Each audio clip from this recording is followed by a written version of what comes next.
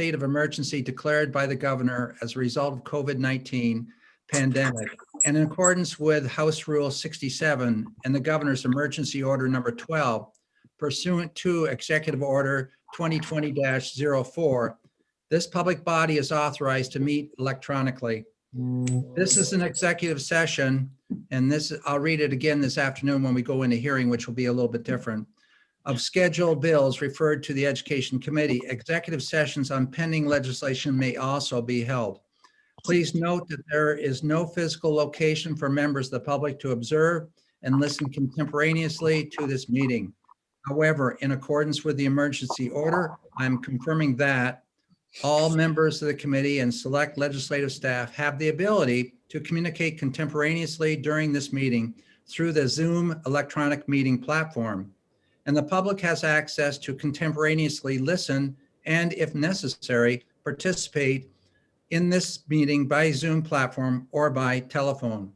All necessary access information has been made available in the House calendar and through the electronic calendar on the General Court website. The notice for this meeting complies with House rules and RSA 91-A. Anyone who has a problem accessing the meeting should call 271-3600 or email hcs@leg.state.nh.us. In the event the public is unable to access the meeting will be adjourned and rescheduled. I want to introduce the staff that are on the meeting assisting us today. Jennifer Four, our committee researcher. Please note that all votes that are taken during this meeting shall be done by roll call vote. Let's start the meeting by taking a roll call attendance. When each member states their presence, please also state whether there is anyone in the room with you during this meeting, which is required by the right to know law. Madam Clerk.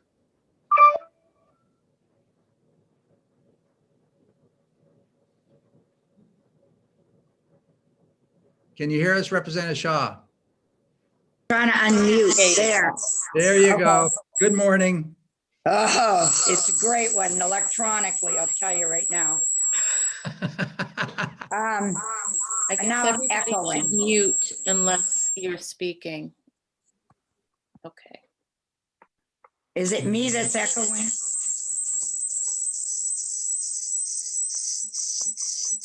Yeah, I think that is you, Rep. All Shaw. right, Do you hold have- on a minute. Just give me 1 second. Okay. Maybe, yeah, I don't.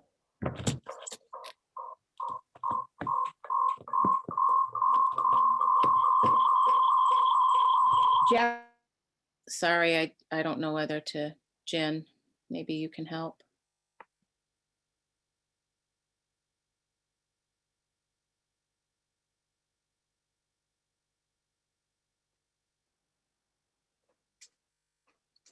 Rep. Shaw, you're muted. You should. God. There. All right, here, wait a minute. Take this out in the other room.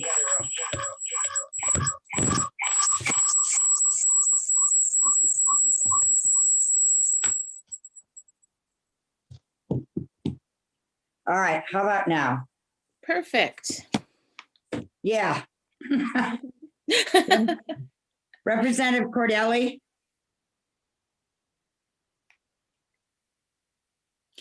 Where'd he go? In my home alone. Representative Bohm?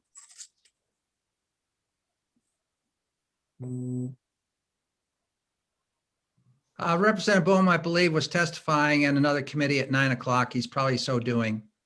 Okay, Representative Allard?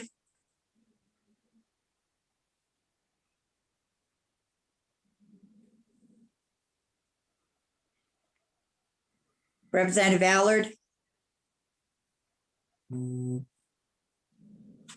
Representative Lakis?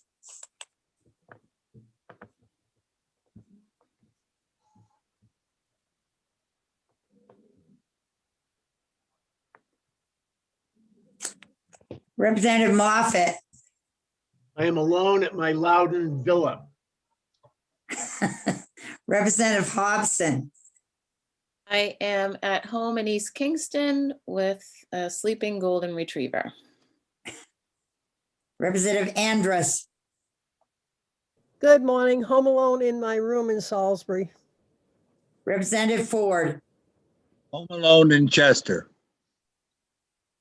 Representative Leon, Home with my 3 boys and husband working remotely and a dog and a partridge in a pear tree. Representative Sodi, Yeah, I'm home, the family's in the house. They'll be walking through everyone once in a while. thank you. Representative Myler, I'm home alone in my office in Kentucky, New Hampshire. Representative Luno, Reporting here in Hopkinton. Representative Shaw, I'm home in Manchester and my husband's walking back and forth occasionally. Representative Cornell, Home alone in Manchester. Representative Tanner, Home alone in Georges Mills with my rescue dog Raven. Representative Ellis, Representative Heath, Mary Heath, present here in Manchester, and my husband is in the other room.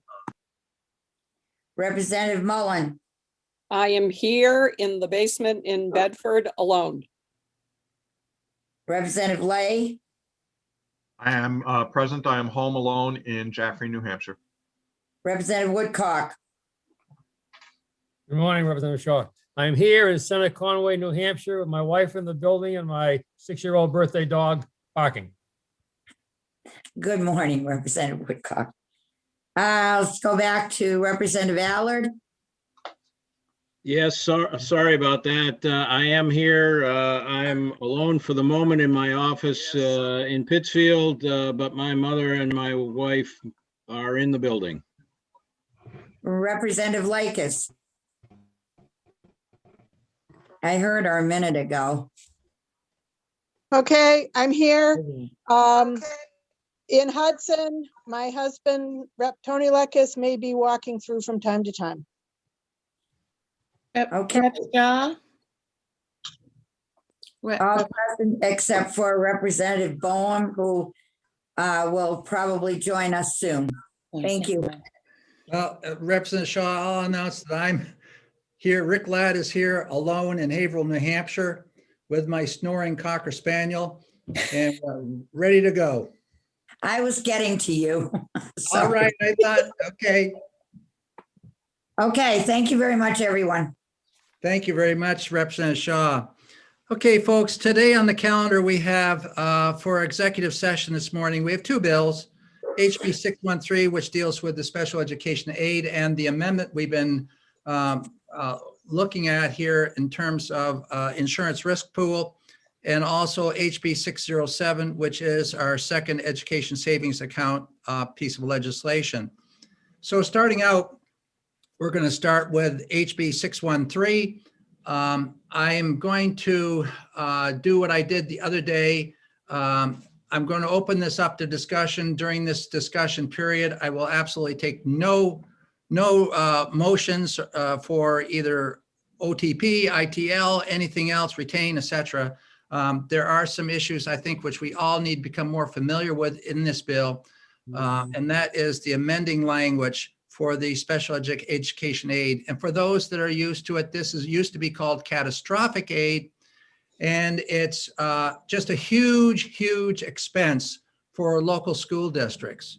And I'm hoping that today we can discuss the amendment, which is being put forth by, I will put it forth, but the people behind this have been Representative Hill and actuary support, trying to figure out a way that we can avoid this really awful mess we're in terms of taking a huge part of the catastrophic costs from our operating costs. The state coughs up very little of that, and so does the feds. The 40% we were supposed to receive, we've never received that in the life of that legislation. So I'd like to get on with this, and with the support of the committee, I'd like to have the folks that are in the Department of Insurance waiting to talk with us. And Representative Hill, I understand that, and if they're able to be put into the participant list right now, I'd appreciate that. So they can also support. This is an amendment where we're looking at, and the the amendment was sent out to people. It's 0325H. It had a few technical questions or 5 areas where there need to be some slight changes. I believe they're working on that right now in OLS. So Representative Hill, you have these folks, Christian Citarella from the Department of Insurance. I hope I'm saying the name correctly, and the vice president of this actuary firm that's located in Kansas. So what would be the best order to address this, Representative Hill? Good morning, and good morning to the House Education Committee. For the record, I am Representative Greg Hill. I represent the town of Northfield and 1/3 of the city of Franklin. To answer your question, Chairman, as far as I know, both experts are standing by, hoping to be of service if we have questions, technical questions, which I can't answer. These are both actuaries firms. One is the Department of Insurance, and they did the preliminary actuary work. And then we went for an RFP by this Kansas firm called Lewis and Ellis, and the vice president of Lewis and Ellis is on the line as well. So perhaps it might be wise then, Representative, that you give a brief overview of the bill first, the amendment, so that folks understand some of the language and terms within it. And then we can get into questions or for our technical support, as we've done previously in many bills. Happy to do that. I will tell you that while this may seem like a last minute bill, this concept is years old. I actually started working on this policy idea when Chairman Ladd and I were sitting on the Education Committee back in 2012. Just in the last 2 years, it's been revitalized with Commissioner Edelblut, and we brought the concept to the New Hampshire Department of Insurance 2 summers ago. Commissioner Edelblut brought in the insurance commissioner, and we were introduced to the actuary from the insurance department that is on the line now. They did very fine work, and that led us to, at the Department of Education, request a nationwide RFP for an actuary firm to provide an analysis of New Hampshire special ed claims data and create tools to predict future costs by each district. The vice president of the winning actuary firm, Lewis and Ellis, is also on the call today from her location in Kansas. I want to just let you know that in New Hampshire, it's a well-known, as Chairman Ladd just outlined, that school district budget committees, school boards, and superintendents fear unexpected high special ed expenses arriving after school budgets have been voted on and fixed. The volatility of special ed costs, especially in smaller districts, is a huge concern. The data analysis done by our Department of Insurance pointed out something interesting. While districts can see important and measurable volatility, statewide, the special education costs remain fairly predictable. All districts are aware of these negative effects to a budget, and that's why 117 districts in New Hampshire currently have what some call rainy day funds or non-lapsing capital reserve funds to self-insure against unexpected special ed expenses. These accounts statewide total about $6 million. That averages $50,000 per district, but in reality, the size of the accounts vary enormously. Up until now, self-insuring has been the single best way of handling the option, but some districts have rejected this option. The amendment you have in front of you simply enables school districts themselves to create and join risk pool associations which we believe will create a solution to their fears and concerns of budget busting, non-reimbursed special ed costs, and much of the volatility by creating a single budgetable expense. And for those districts who are attempting to self-insure, we believe a collective risk pool is a much better solution. The state of New Hampshire, through the Secretary of State, currently authorizes the use of what are called 5B risk pools. 5B because that is the RSA that covers these instruments. Currently, reimbursing special ed expenses is not a listed and approved use of risk pools in that RSA. This amendment first fixes that. Municipal risk pools are a well-recognized tool throughout the United States. I actually spoke with the executive director for the National Association of Municipal Risk Pools about her membership. And while she knew of no risk pools designed for special ed costs, she could only confirm that none of her members of her organization utilize these tools. Most of her members are health insurance related. And in fact, the 3 municipal risk pools currently in New Hampshire are also health insurance related.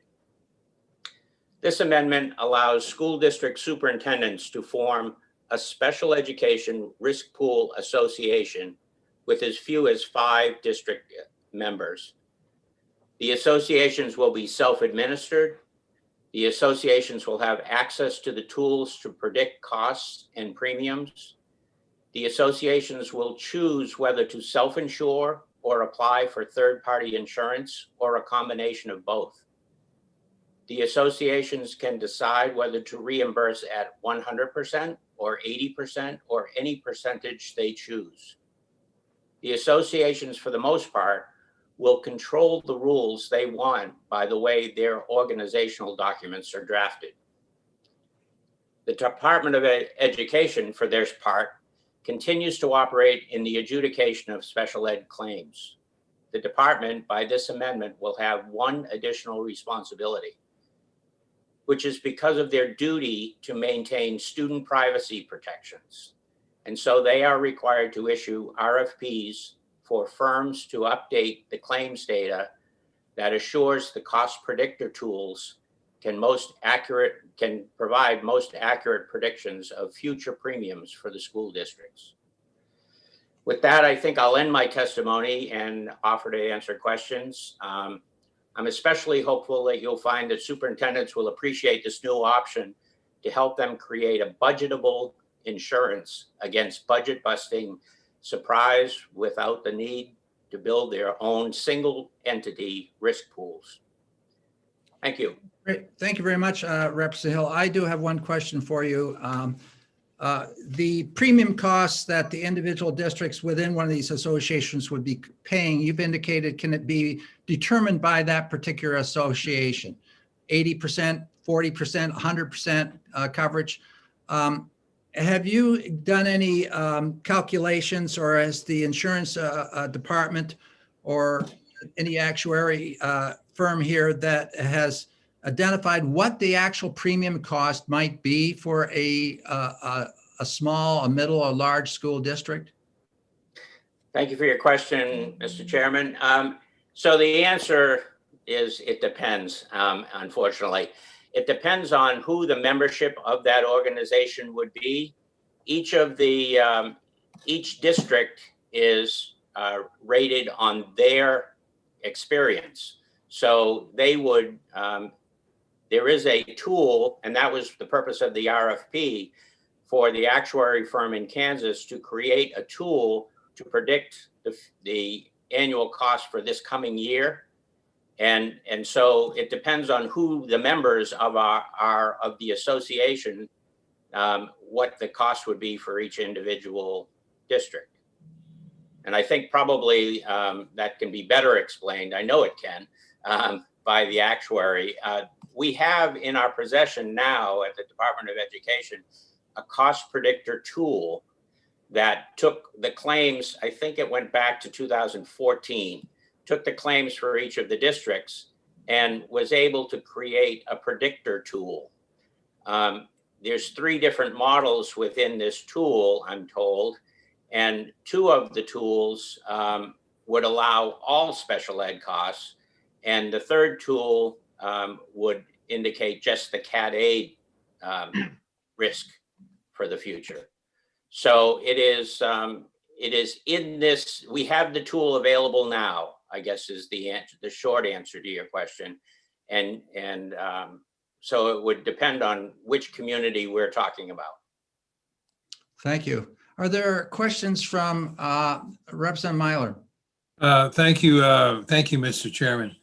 The question I have for Representative Hill is what conversations have taken place with the special ed community and the superintendent's community regarding this novel idea? Thank you. Thank you for your question, Representative. As far as the special ed community, the only conversation that I have had personally is with the coordinator at DOE. I am aware, however, that Commissioner Edelblut has floated the idea or talked about the idea with his collection of superintendents that meet with him on a regular basis. Whether that has included any special ed coordinators, I don't know. A follow-up, please? Yes, you may. Yeah, I think this is important because obviously, Representative Hill, this is a kind of a novel idea, at least from my perspective, has some potential. My concern, though, is really in dealing with those who are actually in the field having to deal with the complexities that you've outlined as far as the funding, et cetera. So that would be my concern regarding moving this forward, of having some kind of some time for those individuals to basically look at this and to do some evaluation of it. So thank you for bringing this forward to our committee. Further question? You're welcome. I do have a quick response to that, if that would be appropriate. Go ahead. So it would seem that the day-to-day operations of the districts would remain the same. The only difference that would occur would be the reimbursement that takes place either at the end of the year, once the final payment is made by the Department of Education, and we know what that unreimbursed amount is. That's when the work of the association would kick in to determine, as Rep. Ladd or Chairman Ladd mentioned, whether it's 100% reimbursement of the unreimbursed amount, or whether it's 80% or whether it's 40%. But the work of the day-to-day work of the special ed community within a district remains exactly the same. Thank you. Representative Lay. Thank you, Mr. Chairman, and thank you, Representative Hill, for taking the question. I'm just trying to understand something here. So on page 2, line 8 of the amendment, I should say, it references, or it just simply says, as one of the purposes is to minimize the state regulatory oversight of the pool. So my question is simply, why would that be stated as a purpose, and what minimization is planned here for state oversight of this pool? So thank you for your question, Representative. The idea, as far as the purpose statement goes, would be we wanted the associations, which are run by at least 5 superintendents on their board. We wanted them to be able to control their product, their idea of whether to self-insure it, whether to take it to the market, whether to do a combination of both, whether to pay it at 100%, 80%, whatever percentage. We didn't want that to be anything that was handed to them. We wanted the superintendents and the associations to grab this because it affects them more than it affects anyone else or any other regulation at the state. So this is truly an enabling piece of legislation, and enabling those municipal risk pools to operate on their own with very slight, moderate, with very slight input from or oversight from the state part. The dollars themselves are going to be held by the state treasurer, but how the program is designed from each association standpoint would be up to them. That's the point. Follow up, Mr. Chairman? Yes, you may. Thank you. So clearly there would be, in some degree, I suppose, some element of risk in these risk pools, however they're designed. Is it possible that these pools, in one of the various ways that they're put together, could actually fail? And if so, who would be liable and responsible then? So there's a couple of ideas there. We obviously have the risk pool that would, or the association that would create the documents for this. So they have the ability to build in any kind of a factor that they want to within their 5B organization schedule. They can create whatever they want inside that. So that level of risk can be managed at their local level. The second part of this, and it doesn't apply to this amendment, which is why you don't see it referenced here, but there's another bill coming out of the Senate that will be a funding source that I've already spoken with the senator, and the idea is for that money to be utilized as a safety net if there's something that creates a problem with the numbers. So that's the idea. There's a backup, a fail safe, I guess. Great, thank you. Thank you very much. Representative Woodcock. Thank you, Mr. Chairman. Thank you, Representative Hill, for taking my question. I have just very specific ones, three actually. The initial figure, Representative Hill, that on page 1 of the cost of the average special education per annum, is that the catastrophic cost, or is that the total student special education cost per student? That's $74,000. Yeah, that was just taken, that's a DOE number actually from, I believe, the entire special ed divided by what they received, or no, it was their total expenses for the 2018 year, I think, divided by the number of students. Follow up, Mr. Chair? Yes. So Representative Hill, so it's not that 74,000 strictly it's all the special ed youngsters compressed into one figure and divided. Okay. I think it's so, not- yeah. It doesn't. Yeah, it wasn't meant to be a, a specific, it's not down to the penny. It was it was a total number. All right, Might be able to give you the numbers I used actually. Nope, that's fine. If I can follow, just clarify a little further if I may, Mr. Chair. So I thought the bill, when I first read it, and I thought it was kind of interesting, I thought, at least the amendment, I thought it was to have oversight of the catastrophic problems we don't anticipate, but yet your price is based on, your figure is based on all students. Thank you for your question. The point is that the association, I believe, can decide. Each association can decide whether they are targeting strictly the catastrophic, what used to be called Cat A. Right. And so that would be obviously a much less cost to each individual district. So in my head, I would expect that there would be one association that may do nothing but Cat aid, and there may be districts that want to join that association for that purpose at a lower cost than trying to self-insure. Thank you. I have one more follow-up, if I may, and I'll be done, Mr. Chair. Thank you. Representative Hill, one last one. You talked about this is enabling legislation, so the opportunity for local school districts to participate or not participate. And one of the parameters is that it has to be a 5-school unit to participate as a group. But then on page 33, you're talking about DOE being the one that creates the draft. Of the, yeah. So I was wondering if it's enabling. Sorry, I lost you. If it's enabling legislation, and it's done by the 5 districts, why is DOE going, oh, there you are on my screen, sorry. Why are they going to, you jumped around. Why are they going to be controlling that group? Purely, thank you for your question. Purely for the security concerns.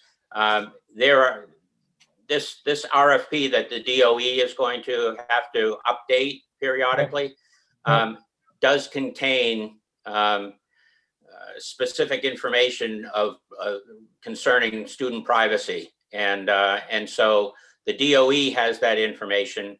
It wasn't anything that we wanted each association to be able to see the information that comes from a neighboring district or something like that. Okay, thank you, Mr. Chairman. Thank you, Mr. Hill. You're more than welcome. Representative Tanner.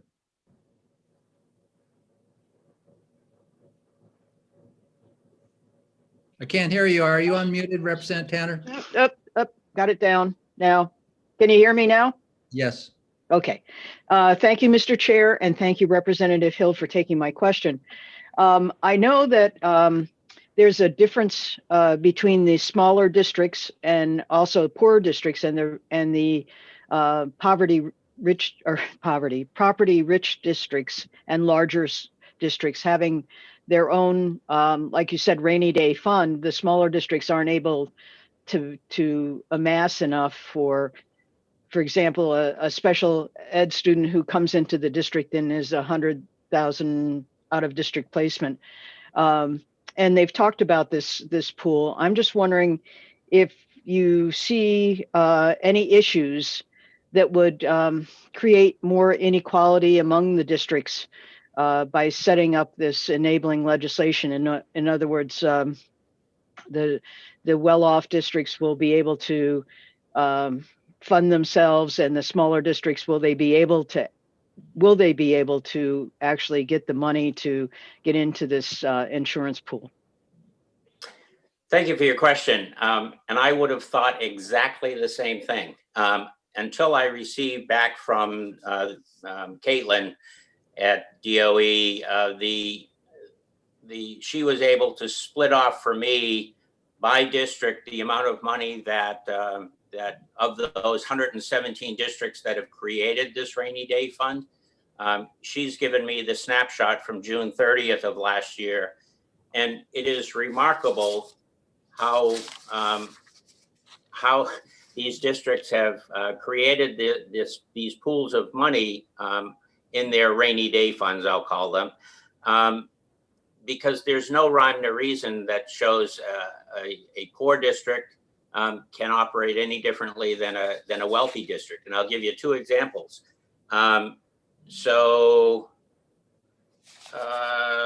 Looking at it, Claremont's able to set aside $220,000 into the account.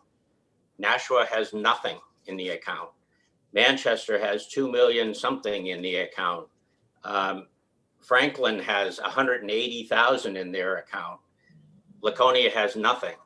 It's all over the board. It's there are some districts here that go down to as low as $43.86 in their account.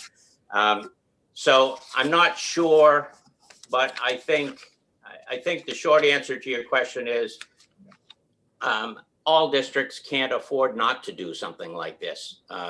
It's a much bigger concern when they run into that cost that they can't control. This is much less cost predicted to be, and hopefully there is not a situation where a district can't afford to be in this risk pool. Could I have a follow-up, Mr. Chair? Yes, one quick follow-up. And then what I'd like to do is that we've had some folks that are professionals in this area that have been listening to our discussion. And I'd just like to ask them, following your question, your follow-up question here, Representative Tanner, if they have any the input to what we've been discussing or information that we should might want to take under consideration. Representative Tanner, go ahead with your question. Yes, and thank you, Representative Hill, for pointing that out. I was more concerned really with the smaller schools like Plainfield.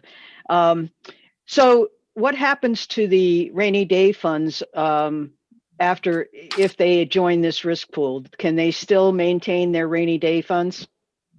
Thank you for your question. Yes, absolutely. There's no reason anyone has to join an association. They can keep going the way they're going. There is also no limitation. I've already checked on the specifics or the statute that governs those rainy day funds, and it appears, depending on how it's drafted at each individual district level, it appears that they would be able to use those rainy day funds as their premium, so-called premium for the association membership. And since you mentioned Plainfield, I'm looking at it with 235,000 sitting in their rainy day fund. Thank you very much. Thank you. Representative Hill, you have several professionals out there, one from the Department of Insurance and the other from the firm in Kansas.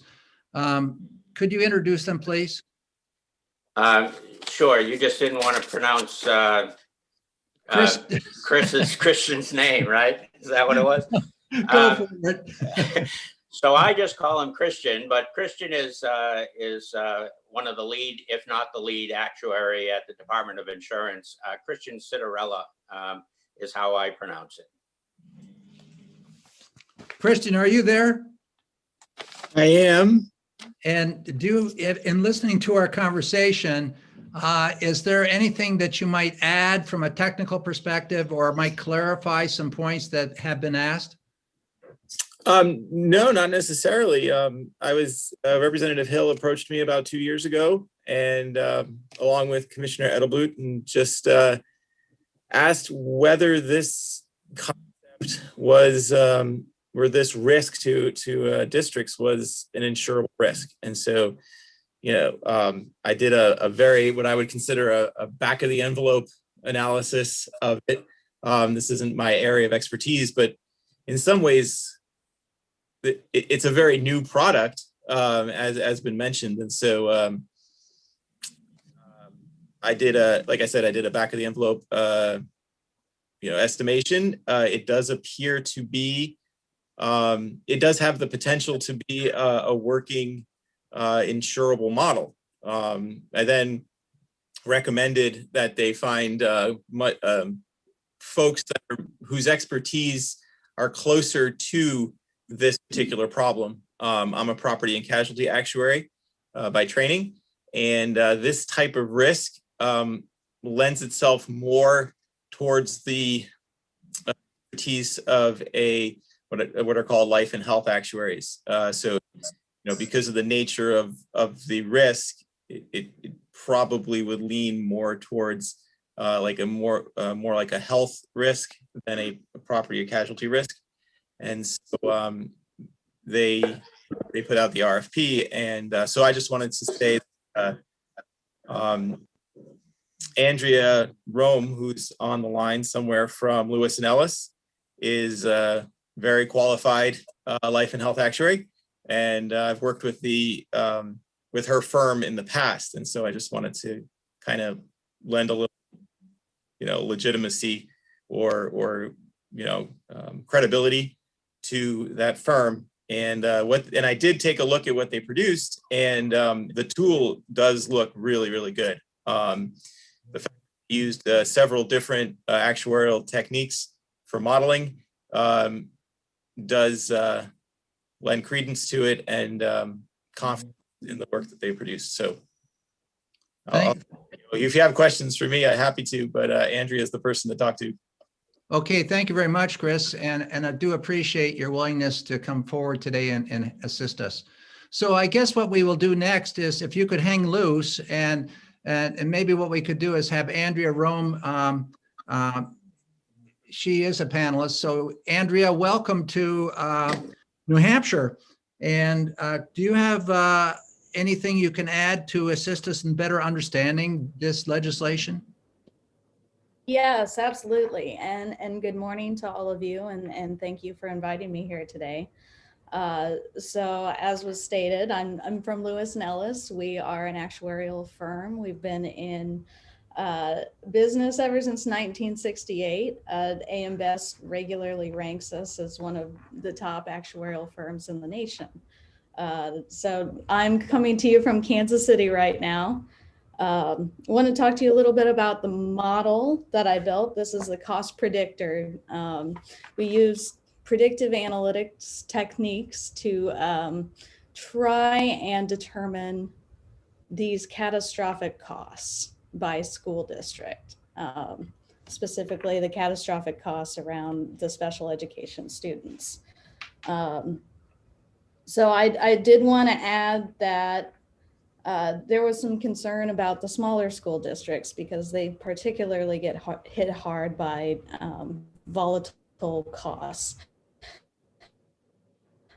Student could completely blow up whatever they budgeted for special education students. So I think the plan to try and predict these costs and also to create a pool to cover some of these catastrophic costs is helpful for the small school districts, simply because it gives them more financial stability than they would otherwise have. We noticed when we were building the predictive model that the prior year is often very predictive. The prior year catastrophic costs a lot of times are very predictive of what will occur in the following year, but not always. And it's those cases where the current year is nothing like the prior year, where your budget gets blown up and you run into financial issues. Hence this idea to maybe create a risk pool. So I'll stop there, and I'm happy to answer any questions you may have.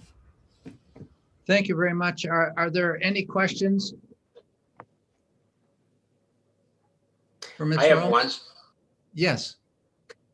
So my question is whether she could expand on the idea of being able to use the predictor, the cost predictor, for all special ed costs or just Cat A? Yes, Representative Hill, that's a good question. Right now, we have built the model specifically to predict Cat A costs. We do, of the 3 different modeling techniques that are in the cost predictor, all 3 of them are focused on predicting those catastrophic costs. There is one of the methodologies that we've used that also predicts total costs for SPED students. But the model, the cost predictor, is really focused on the catastrophic. Follow up, please, Mr. Chair. Yeah, one quick one from you, Greg, then if there's any committee members. Yep. So I'm just trying to clarify some of this. Would it be possible for an association, one of the associations that started up, to be able to accurately or be able to predict or know what the premium would be to a district or a group of districts if they wanted to use total SPED costs rather than just Cat A? Would that be possible? It's possible with the tool to predict total costs, but again, I would say that this cost predictor tool is primarily for Cat A costs. Thank you. I have a question, Mr. Chair. Oh, let's see, who is? Rep. Leon, and then Rep. Myler has had his hand raised for a while, so I'm not sure if that's old or new or continuing. Yeah, I'll go first with Representative Leon because she has not asked any questions. Then we'll go to Representative Myler, who has had, a previous opportunity. Are you? Thank you, Mr. Mel, you got, take your hand, your. Okay, I'll take care of it. Thank you. Yeah. Okay, Representative Leon. Thank you, Mr. Chair, and thank you, Ms. Rome. This is a fascinating tool, and I'm an economist and former options trader, so I'll try not to get too deep into these questions with you. This sounds like a phenomenal model to look at this risk. Is this something where the more of these small districts participate, the better that they'll be able to smooth those costs and really be able to lower that volatility year by year and district by district? Yes, absolutely. And that goes back to your insurance principles of the more people you have in the pool, the more likely it's going to tend towards your average expected costs. So if you can pool more of these small districts together, the more able they're going to be predict these sped costs. So yeah, that's a great thing to point out.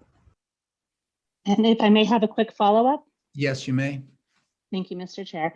Were you able to see the amount that these districts had in their rainy day funds? And do you have any sort of judgment as to whether those costs would cover, say, some level of coverage for these towns, or if it would simply be a separate allocation? That's something we did not look at, was the rainy day fund. It's something we could incorporate going forward, look and see kind of the range of results and if the rainy day fund would cover extreme cases, moderately adverse cases, or the average of what we'd expect. That'd be fascinating. Thank you so much. Thank you very much. Are there further questions of Ms. Rome? Not seeing any on my screen. Representative Hobson, do you see anything that? Nope, I don't. Nope. Well, thank you very much to all the specialists from the insurance company and out there in Kansas. We're sorry your Chiefs didn't do as well as they may have, but they were up against a pretty powerful quarterback from Florida. Thanks so much. For the rest of the, thank you. For the rest of the committee right now, we don't have a motion on the floor, but I think there's still a little room for some discussion. One of the Rep Heath has her hand raised. I don't know if she okay, has. good. Representative Heath. Thank you, Mr. Chair. This is a significant ground shaking, actually, shift from the way the Department of Ed has worked for these costs with what we formerly know as catastrophic aid. I am extremely concerned about adopting such an amendment at this point in time without a hearing that would address the concerns. We really need to delve into this at a much deeper level. And unless we had a hearing and publicly advertise this, I really think this is not a good amendment to proceed with at this point in time. Thank you, Mr. Chair. Thank you. Further discussion? Yes, Rep Leon has her hand raised and Representative Myler. I didn't hear who the first rep was that you mentioned. Rep Leon. Okay, we'll go Representative Myler, then Representative Leon. I would thank you, Mr. Chair. I would concur with Representative Heath's comment. I mean, this is very intriguing, and I'm interested in how this might work. But unless we can really hear from those who would be participating in these collectives and those who would benefit from these collectives, I really think this takes a little more time to look at this big change. I mean, I'm intrigued by this. I don't know how it might be implemented, and that's my concern, Mr. Chair. I think it needs more time here. Okay. Thanks. Thank you. Representative Leon, you were the next person. Thank you, Mr. Chair. I do think that there are some very interesting points raised here, and I would love to dig into these details. But to me, I don't see where this impacts the day-to-day operations of education in the state. I see this as a purely financial product, one that is exactly the kind of risks that financial instruments are designed to cover. And while we could have a hearing in education, I quite frankly don't think that we would be the appropriate place for a hearing to dive into the financial aspects of this, especially relating to actuaries and all of the details that are involved. I do know that this, if it does move out of our committee, will be going to finance, and I believe that they are the perfect place to hear these financial details because that is their bread and butter. We're policy, and they have the expertise to look at risk analysis models and insurance modeling. Thank you. Representative Tanner. Thank you for taking my question. While I thoroughly agree with Representative Leon, the small districts up, as I said before, up in my area have been kind of looking at this as a possibility for a number of years now. They've talked about it. And I do think that there's a policy side to this as well that needs to be looked at more in depth about how it's going to play out in these small school districts, how the payments are made, what kind of questions superintendents and business managers will have about the initial setup of the way it's, the associations are put together, how people can leave the associations or not, that sort of thing. So I would agree with Representative Heath that it's really intriguing. Like I said, districts in my area, small districts have been looking at this possibility. I'd like to pursue it further, but I really think that, they would like a chance to come in and ask their questions as well. So that's what I have to say. Thank you. I just like to go back to day-to-day operations that we've heard that terminology used. And there's a district that's just south of me that had 2 CAD aid. We should be using the word special education aid, but that these 2 youngsters appeared in the same year and had not been enrolled the previous year. And this is a small district with under 100 students in it. It was totally devastating. Yep. And it did impact their operations in terms of they were seeking dollars from any avenue or venue they could find within their budget to support this need, which they're required by law to provide. And they were not objecting to, the need. It's just that it was a total financial issue that, meant either in their reserve fund, the monies which they put aside in this non-lapsing reserve, it was just basically nothing there. They've never had the wherewithal to put something into that account. It's probably one of those districts with $46 and some odd cents. So it is a real pressing issue. And I think for it to continue, I don't want to see something like this die. We need to really look at a way to get out of this path we've been in ever since I've been in the House and heard about this. It's been a question. And how do we fund this special education aid? And there's so many unknowns. So I would like to see something occur. I'm not objecting necessarily to having hearings. I think what Representative Leon said is correct, that we're now recognizing by policy, we've got to do something.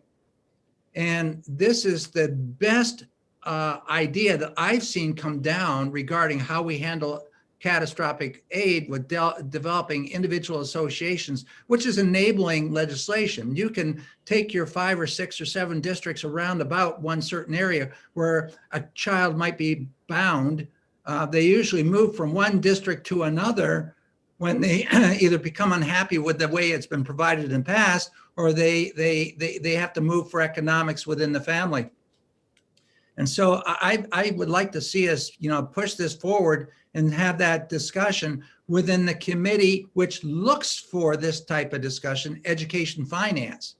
And if they deem it necessary to put this off for a year, then I will respect that motion. But I think we'd be in error if we tried to hold this for another go around, and especially during COVID. Further, Mr. Chair, we have a hand raised from Representative Leon and then Representative Lay. Thank you. Representative Leon? Thank you, Mr. Chair. Representative Tanner, I think, brings up a good point. I'm not sure how many of her districts are looking for a product like this. If if there are districts within her area that need this, if potentially one of the ones near Chairman Ladd is in need of this, that may already be 5 districts who may choose under this enabling legislation to further pursue this on a policy basis. I think that that actually demonstrates the need, and because this doesn't force anybody to take any particular actions, I think that this is an opportunity that we owe to these towns. We need to let this go to finance so that they can work through the details on it, but I think we owe them the opportunity to solve this problem. Thank you. Representative Lay. Thank you, Mr. Chairman. Would it be appropriate that if this amendment were adopted, that this bill actually should go to Commerce as a second policy committee, because it does deal with insurance, and that's what Commerce does as well, before it goes to Finance? That's question one. And then my second question is, if this is beneficial, and it seems like it has potential, what is the benefit, or what would be the preference currently now? It seems to be to have a number of these smaller pools. Why not have a single statewide pool that any district could enter into? Representative Lay, you asked 2 wonderful questions. Thank you. And not necessarily questions. The first one is very accurate. In the past, we have had bills that need to go to a second and a third committee, and that's very plausible. And I agree. This has to deal with commerce. And it'd probably be apropos that something like this occur. They're the ones that would be able to delve into some of where this is coming from, how we manage it, etc. More so than I think education policy can. I have heard nobody say this is downright wrong. There's folks that have been raising those questions, which are legitimate concerns, but we all recognize that catastrophic aid needs to be looked at. And for us to put this into another small subcommittee within our group right here, I personally don't think we're loaded with the expertise that this bill, Representative Leon, I'm not degrading your background, but mine is that of an educator, of being a teacher, being a school principal. I would love to see something like this occur. I, as an administrator, had always looked at where can I steal some money to support the ever increasing costs on this side of the ledger, but it was robbing Peter to play Paul. And so truthfully, I would love to see this bill float on to another policy oriented committee that had some more other horses to ask the questions that I think Representative Lay is speaking to. Further understandings here? I'll certainly defer to Representative Leon. My expertise has been exceeded already. Okay, so I want to ask Representative Cordelli a question. Have we received the updated version of this bill yet? The amendment? We had an amendment, which was, I believe, a 0325H. And there are 5 corrections requested by Representative Hill. Most of them are just, pass a single word here or there, or a typographical error, or inserting represented by its superintendent. Has anybody seen this amendment yet, as amended? Yes, the question is. I have not. Just looking through the legislative email, I have not seen any additional amendment to this bill. Okay, I realize that one has been submitted to try and correct that. I would prefer to try to have a motion, which we dealt with the most current amendment rather than this. And OLS, I know, is swamped. Representative Cordelli, could you please contact OLS and find out what the status of this is? We'll do that. Okay, so I'm not going to be accepting a motion on this at this particular point. I guess what we can do is that is there anything else that we don't have anything on the a motion made or on the table right now. We do have some other bills which we have coming up. Is there any discussion regarding anything else we have? I initially, when I put this schedule together, I had at the bottom of Tuesday a note in parentheses. It said a committee of the whole to discuss 594, which is the building aid bill, may follow the morning executive session or at the close of the afternoon hearing if time allows.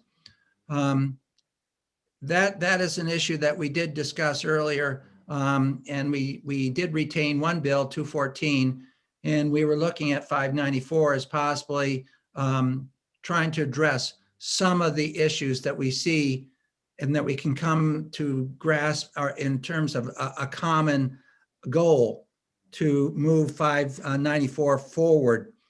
I did have a amendment for that. That has been sent out by OLS this morning, and I asked that it be sent to all committee members.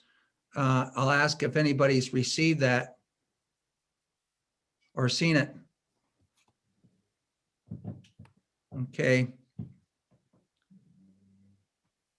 So what we can do now, until Representative Cordelli gets back with some information there, I think we can just take a short recess here and yep, are we okay out there? Yeah, Tucker seconds that. Let me out. Okay, so what we're going to do is we'll take about 20 minutes here and try to do some follow-up with OLS and come back. My time is about 10:02 right now. So how about if we come back at 10:20? Mr. Chair, Ralph has his, Representative Boehm has his hand raised, and Rep. Lekis does as well. Not sure. Okay, Representative Boehm. Yeah, I just wanted to, mainly for Representative Shaw, I am here. I've heard most of the testimony. I did my testimony in judiciary and come here. Just want, for the record, I am here and been here for a while. Thank you. Yes, I saw you join. Okay, Ralph, can you hear me? Yeah. Okay. I think I'm straightened out electronically here too. Okay. Thank you, Barb. Representative Lekis, do you have a question or some input here? Well, I just, it was sort of question, comment, I'm not sure which. As far as a statewide one, it looks to me like it could potentially grow to be one statewide one, if that's what towns wanted to do. Am I right or wrong on that? I don't have an answer for that. It's all conjecture right now. Those associations are locally brewed and designed, and they decide how much what kind of premium they're going to have, and maybe a wealthy district may have some money still in that reserve rainy day account, and they use that to pay their premiums, or the difference between, the premium and what the actual costs of this special student may be. So I couldn't venture a guess on that right now. Mr. Chairman, if I might. Yes. I contacted OLS and they're checking on the status of that and will call me back. Okay. Rep. Leon has a hand raised. Representative Leon. Thank you, Mr. Chair. It's I'm speaking to the point of this growing to a statewide pool. I think that the way that it's written, it has the flexibility where it can grow to whichever size is most efficient, and competing pools can better serve different needs. So I think it's fascinating. I also do think that even though this is my area of expertise, this is where I would be asking questions of people who know this better, which is why I do think that it goes well to another committee. Yep. Yeah, well, thank you very much. The other option which we can do right now, and I think I will do this, is that we had another bill to exec today. We can jump around. We always have before in our exec sessions, HB 607, Education Savings Account, and then come back and resolve 613 following 607. So, Mr. Chair, Rep. Mullen has her hand raised, and I just saw Rep. Myler has his hand raised as well. yes, Representative Mullen. Thank you, Mr. Chairman, and thank you, Representative Hobson, for paying attention. Do we have any information from other places in the country where this kind of risk pool is being used? I do not have any information myself on that. No. I mean, I know that we're, just as an aside, I know that we're referring to this as groundbreaking in New Hampshire. Is it groundbreaking nationally, or? I mean, I'm just looking for some sort of backup data if there is any. North Thank you. Carolina is using that. North Carolina is, okay, but we don't have any current data on how it's going in North Carolina. No, not at the moment. I'm wondering if, well, would we want to bring in anyone for testimony on that, Chairman Ladd? Or Well, no? the areas, this is one of those categorical grant areas that we have in education, and we have several others too as well. You know, building aid is a categorical grant area.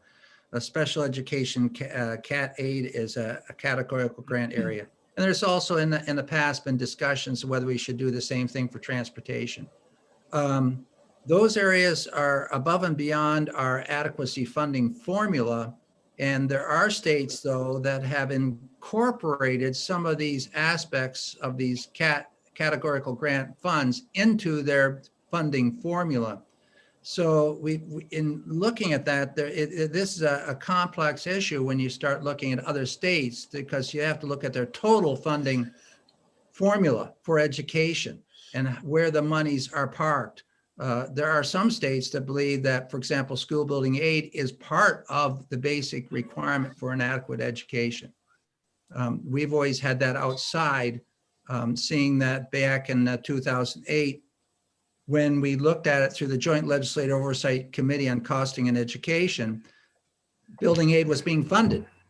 And so that by statute, so there was no need to include it, but other states have. So as far as this area of CAT aid, I think it'd be very difficult to mimic another state unless we looked at their whole structure of funding. And I think we are in a groundbreaking area here. I have not done any research on this, so I want to be very clear on that. But I am very concerned. Rep. Myler and Rep. Cordelli, and then Rep. Tanner. Yeah, Okay, thank and you. Thank you, Mr. Chair. I think there are several issues here. One is the policy question. The issue is this a good idea? And I think that does reside with this committee. The second question then, if this is a good idea, how then might it work? And this goes back to Representative Lay's comment of moving this then, if we think it from a policy standpoint, it's a good idea, it then should go probably to commerce. I do not believe that this should go directly to finance. I mean, finance has a lot to deal with. And frankly, they don't have the time to deal with the intricacies of this kind of a concept. I would really caution this committee to move forward this in a real rapid way, because as I said before, I think we need to hear from those who are going to have to implement this out in the field. And we just haven't heard that voice yet to this morning. So I think we should be cautious as we move forward on this. Thank you. Representative, was Tanner next or was Cordelli? Cordelli. Okay. Oh, now we have Rep. Luno also. Go ahead. Thank you, Mr. Chairman. I agree with some of the previous speakers that Commerce probably would be the best place to follow up on this. They have more expertise in this area and can hold public hearings that would better get the information that's needed. And I think that there's no reason to hold it further in this committee. Thank you. Representative Tanner. I withdraw my question. Oh, thank you. in the past, we have had these bills go, not this type of bill, but we've had bills go to Health and Human Services. We've had it go to Children and Family Law, which are follow-up policies where issues dealing with things such as Medicaid in the schools can be better handled with the expertise that's on the other committees.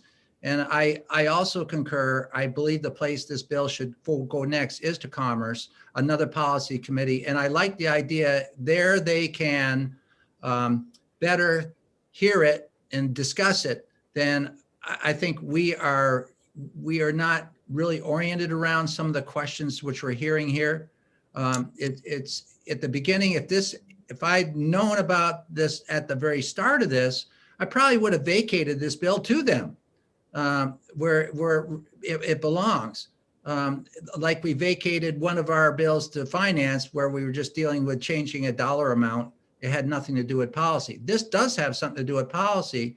However, it's at this point in time, we've heard it ourselves, not from the public's perspective. But I think the involvement, the next step would be Commerce. Can I, sorry, Chairman Ladd, Rep. Luno withdrew his hand. Rep. Cordelli wants to be recognized, and I also just received the amendment via email. So go ahead, Rep. Cordelli. Oh, I'm sorry, Chair Ladd, you recognize. Representative Cordelli, go ahead. Don't you know who I am? Thank you to both chairmen. I had not seen the amendment, but just heard back from the head of OLS that it was in its final review and should be available to us within a half an hour. So maybe Chairman Hobson knows more than OLS does at this point. I'm going to forward it to you. Apparently people do know who I am now. Just kidding. Here you go. It's coming by email. Should I send it to the whole committee or? Yes, it goes came to the my whole committee. In fact, I've already sent that message to OLS today that it be, when it's done, to be sent to everybody on the committee. Okay. So, this bill, any bill that is sent to another committee, as I recommended to the speaker earlier this year with one bill, the speaker makes that decision and it would go to that particular committee where it's going to have a better hearing. So we have about a half hour here. And I want folks to have an opportunity to look at that amendment and then note where those changes are. I think the changes are basically the same page and line numbers that I sent those changes out to folks yesterday, I believe. It's all coming together here to look at. So at this point in time, it is 10:15 or thereabouts. I'd like to recess this for about 15 minutes where everybody can. Have you actually received this on your computer, Representative Cordelli? No. Representative Hobson, have you received it? Yes. Oh, you know what? I'm sorry. Yes, I received a copy from Representative Hill, and I've asked him to forward it to the Education Committee and to Jen 4, our assistant. So it should be coming momentarily. Representative Myler, have you received it? Do you know if you're there? Representative Luno, have you received it? I don't see anything in mine. Say that again. It has not come over my mind. I haven't seen it. Okay, it'll be there momentarily. Representative Woodcock has his hand raised. Go ahead, Representative Woodcock. Thank you, Representative White. Just a quick question. I'm sitting here listening to all this. It's relative, so I'll ask it. They said that they had a predictive model to help the actuaries to develop this piece. I wonder, in that predictive model, was there any speculation on what a premium would be? I'm just curious what a premium might cost a small school, or a school. Just random. idea, that's all. We sort of got around to that question a little bit when we were talking about the levels of premiums, the percentage wise of what it would assume or take the costs of those unpredicted costs. But we never did discuss the, what the average premium might be. Curious, yeah. Yeah, I don't think that's capable. We're capable of doing that, seeing that the size of the association would be a definite impactor. When we try to get, a sick leave bank within a school district, the larger number of teachers in that district really do support costs and the amount that have to be contributed. And that also goes when we're looking at counties trying to get together and find a cheaper way for utilities.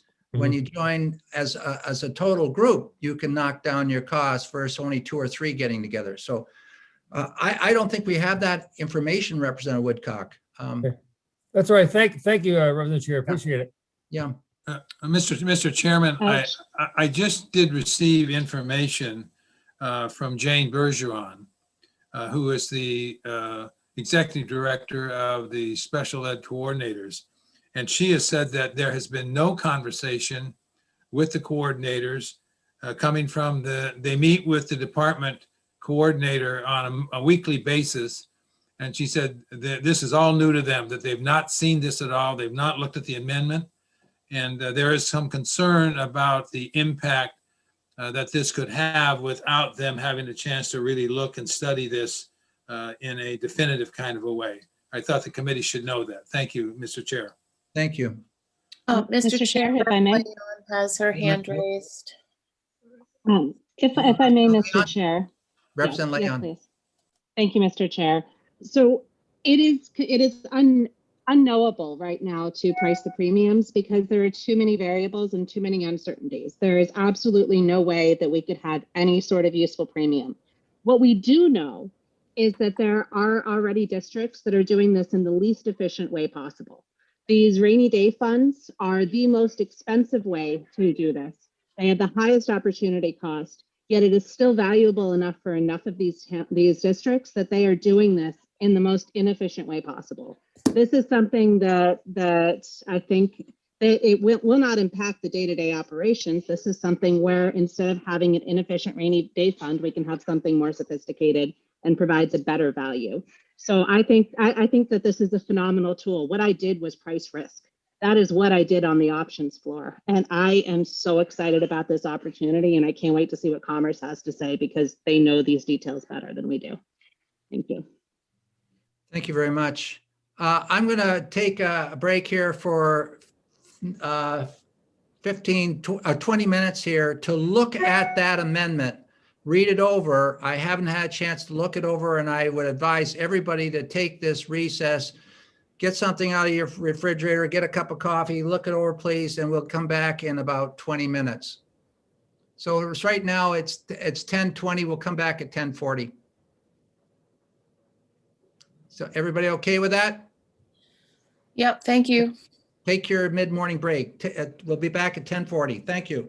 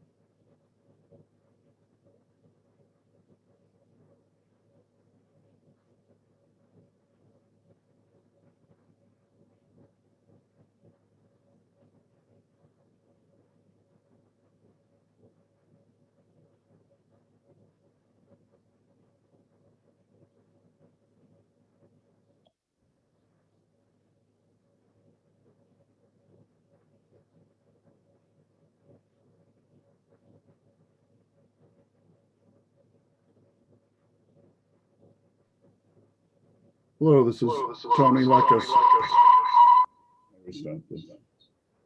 Looks like it's working now.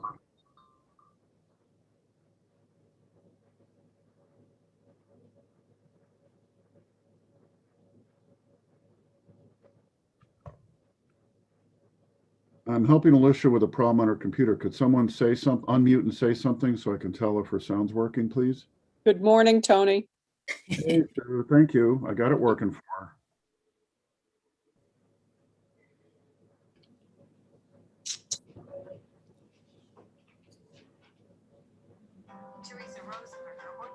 Oh, I can't answer that right now.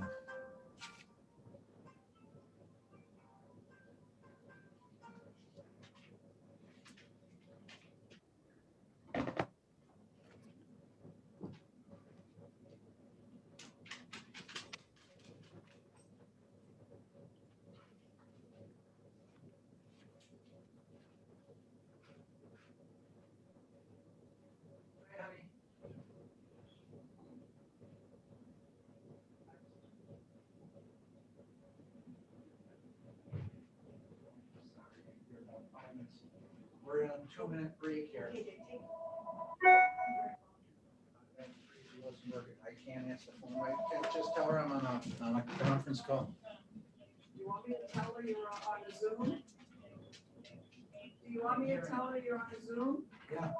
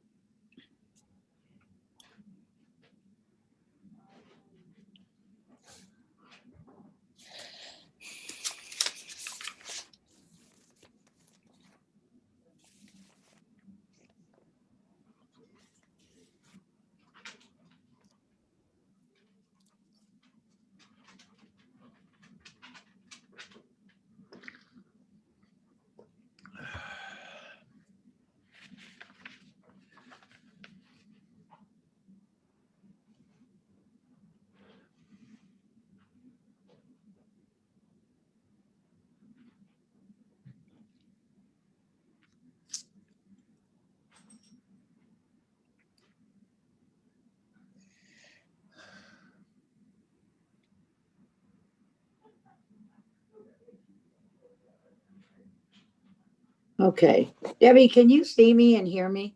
Yes, I can. Okay, I think I finally got this thing working.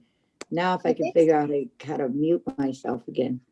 I think sometimes when you have two devices on your, within each other, if you're not muted, when they're both Yeah, on. I knew that was the problem. But I couldn't figure out how to shut this one off. Because I'm not used to. It's 10:40 and it's time for us to continue. Hope everybody had a chance to get a cup of coffee or a glass of water or throw down a donut or two. Throw down. Okay. Okay, so here we are dealing with 613. And we've had quite a discussion here on the amending language. I think it's now time because we do have the other bill this morning as well to move forward and get a motion on the floor. So I'm going to recognize Representative Leon. Thank you, Mr. Chair. I would like to move House Bill 613 with Amendment 2021-0356H as ought to pass as amended. Is there a second? The motion would be to adopt the amendment. Oh, To adopt the amendment. oh, sorry, I knew. So I move to adopt the amendment 356H. That's the correct way to state that. So there was a second from, was that you, Representative Allard? Yes, it was. Okay, thank you very much. Okay, so we have a motion on the floor to approve the amendment for 613. Discussion.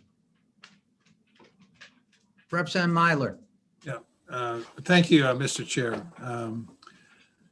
This is unfortunate that we have this at this point in time.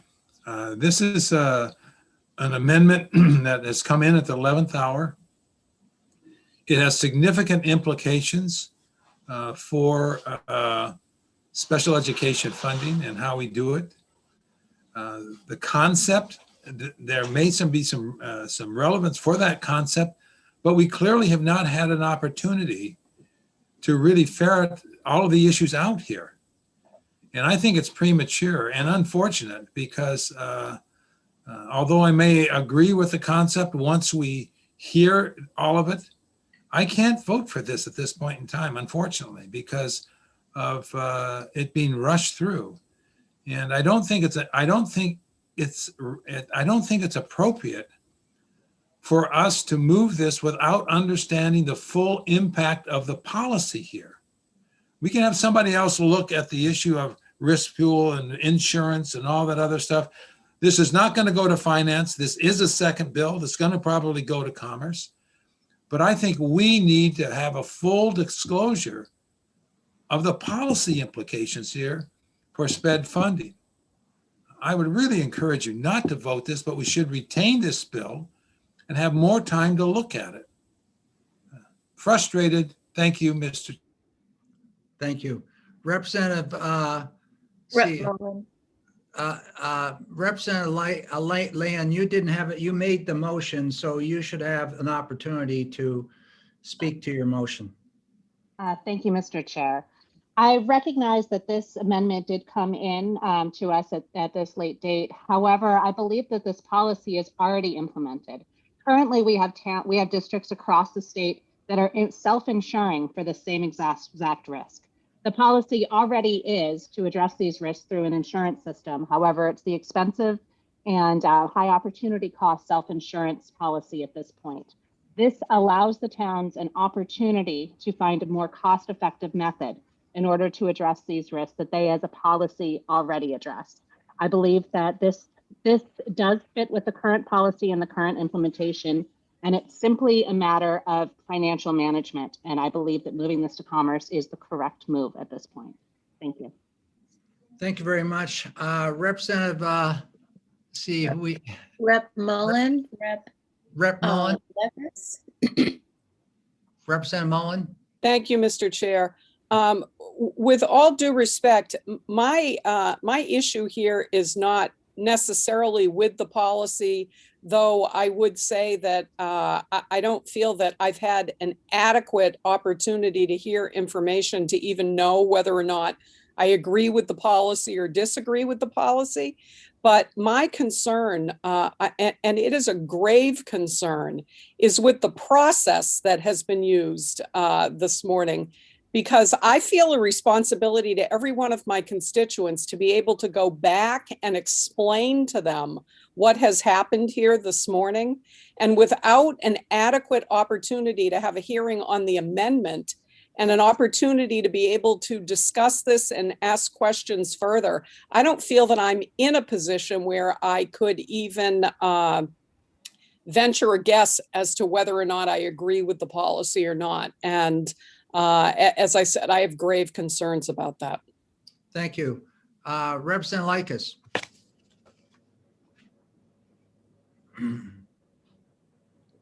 Yes. I'm not sure if we had a public hearing and we discussed all this and everything, if we'd be any farther along than we are now, because most of us don't actually understand all this stuff in great detail. And it seems to me that the policy basically is, yes, schools ought to be able to have an insurance form that they can enter into, and all those details and all those things that need to be gone through and looked at and all that stuff should be done with commerce, people who really know what they're doing, and not education. And our job is to say, yes, this is needed. Here, take it and do whatever with it, please. Thank you. Representative Lay. Thank you, Mr. Chairman. Yeah, I'm disappointed here, I suppose. I do believe that this needs further study. The implementation and the implications of this, we don't know at this point. We have not heard from superintendents. We have not heard from any of the financial managers within the school districts themselves. We have not heard a word from the communities that would be directly affected, those requiring this aid and benefiting from this sort of aid. There may be no impact on them. That may be the case, but we do not know that yet. And while I recognize that this is a financial instrument, financial instruments almost always carry potential policy and social implications. They do not exist in a vacuum. They carry policy and social implications. And that is the job of this committee, is to examine and understand what those implications possibly could be before we move this forward into into commerce, where the financial pieces themselves can be looked at. So I feel like this is a derogation of duty, or a dereliction of duty on the part of this committee, and I find that somewhat sad that we would do that. So I will reluctantly vote against the amendment and vote against the bill, because I think it should be retained and we should be examining it more closely. I don't see what the immediate rush is on this. We could take the time. We should take the time. That's the job of this committee. That's the job of education and educators. Thank you. Representative Bohm.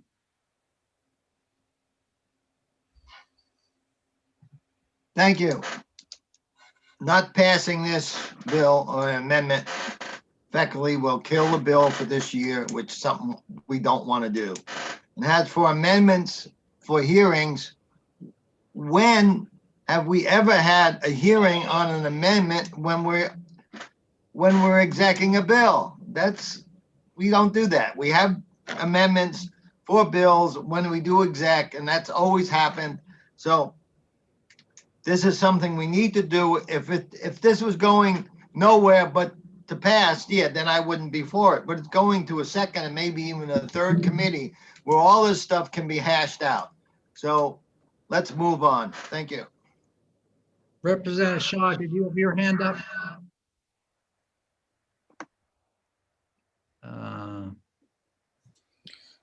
We have, Yes, I did. Sorry. I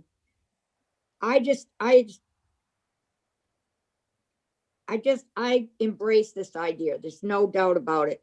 This could probably be a very, very significant change to our districts and to the funding of the catastrophic aid. But I agree completely with Representative Lay. This bill is screaming retention.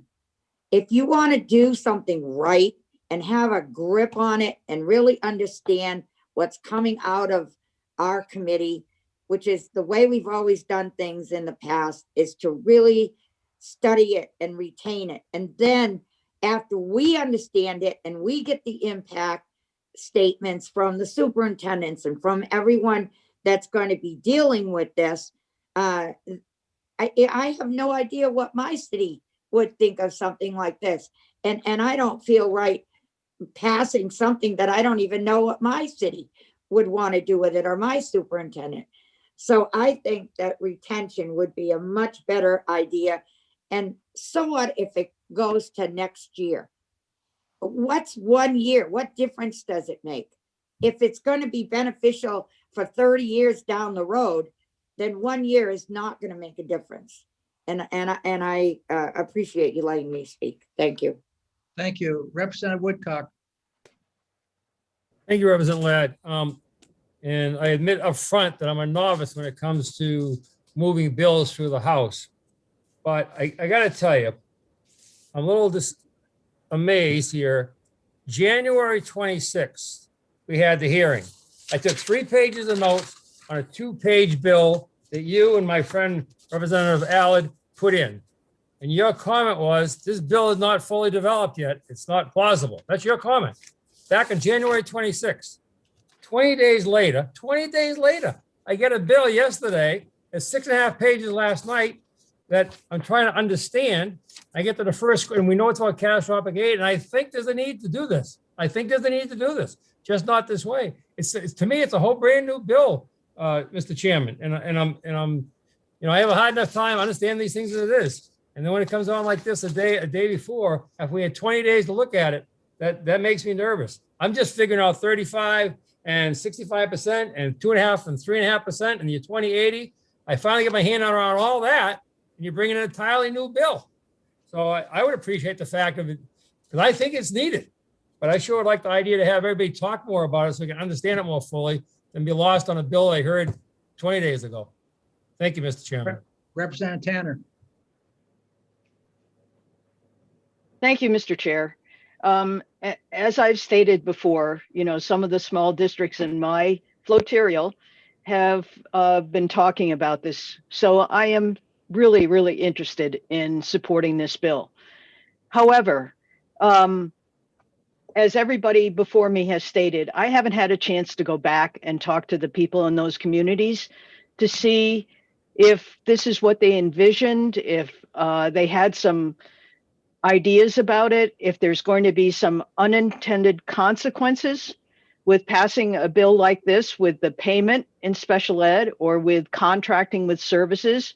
Is the insurance company, like a health insurance company, going to decide whether things are necessary?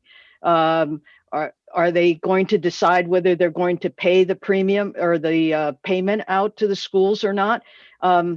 There are so many questions with this, and people have talked about it already. I thoroughly agree with what Representative Shaw said and Representative Lay. I would like to see more time spent with this, get some people in from special education, get the people from my district in to talk about it, have a chance for us to go back and talk to our constituents about it. This is a complicated policy, and to just throw something like this at us at the last minute, and again with possible unintended consequences, as much as I want to pursue something like this, I can't vote for it ought to pass. I'll vote for it to retain, but not ought to pass. Thank you. Thank you. Further questions or statements? Okay, I'm going to go ahead then and have the clerk call the roll, please. And the motion on the table is to approve the amendment to 613. And the amendment number, Madam Clerk, is which number now? 03568. Thank you. Representative Cordelli. Yes.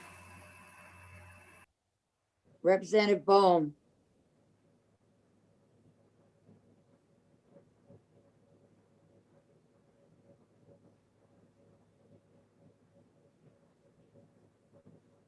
Representative Bohm.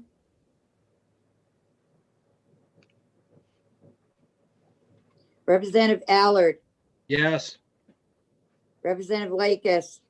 Yes. Representative Moffett. Yes. Representative Hobson. Yes. Representative Andrus. Yes. Representative Ford, Yes. Representative Leon, Yes. Representative Sodi,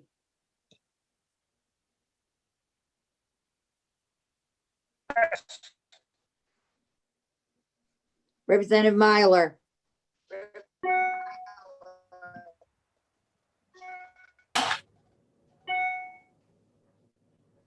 No. Representative Luno, No. Representative Shaw, no. Representative Cornell, No. Representative Tanner, No.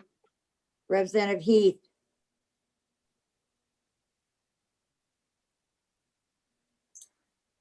Representative Heath, You have to unmute. No. Yes, thank you, Mr. Chairman. Yeah, speaking of Farmington, matter of fact, I'm on the budget. Representative Mullen, No. Representative Lay, No. Representative Woodcock, No. Representative Bohm, I don't see him on the list. He must Okay. have dropped off by accident. Representative Ladd, Yes. 1, 2, 3, 4, 5, 6, 7, 8, 9, 10. 2, 1, 2, 3, 4, 5, 6, 7, 8, 10, 9. Okay, the motion passes with 10 to 9 for the amendment. Now, do we have a motion, Representative Leon? Yes, please. Thank you, Mr. Chair. I would like to move House Bill 613 with amendment, as amendment, or ought to pass as amended. Is Thank that you very right? much. Is there a second? Yeah. Second. That was Representative Allard. Thank you. Yes. Further discussion? Not seeing any. Madam Clerk, please call the roll. Representative Cordelli, Yes. Representative Bohm, Representative Allard, Yes. Representative Lakis, Yes. Representative Moffett, Yes. Representative Hobson, Yes, and I did just get confirmation that Representative Bohm lost his internet. So, okay. Representative Andrus, Yes. Representative Ford, Yes. Representative Leon, Yes. Representative Sodi, Yes. Representative Myler, No. Representative Luno, No. Representative Shaw, no. Representative Cornell, No. Representative Tanner, No. Representative Ellison. I'm sorry, Representative Heath, No. Yes. Representative Sue Mullen, No. Representative Lay, No. Representative Woodcock, No. Representative Ladd, Yes. 10-9. Thank you very much. The motion, or the bill passes. Will there be a minority report, Representative Yeah. Myler? Yes, there will be, and Representative Lay will do that report. Thank you very much. Okay, and the majority report will be done by Representative Leon. Yes, thank you. You're welcome. Going on to the next bill, HB 607. This is the Education Savings Account Bill, one of them. So I'm going to turn my book to that bill.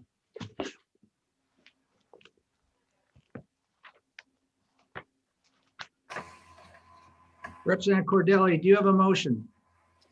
Yes, Mr. Chairman. I would like to move retain on HB 607 and speak to my motion. Well, let's have a second here first. Representative Likens? Yep.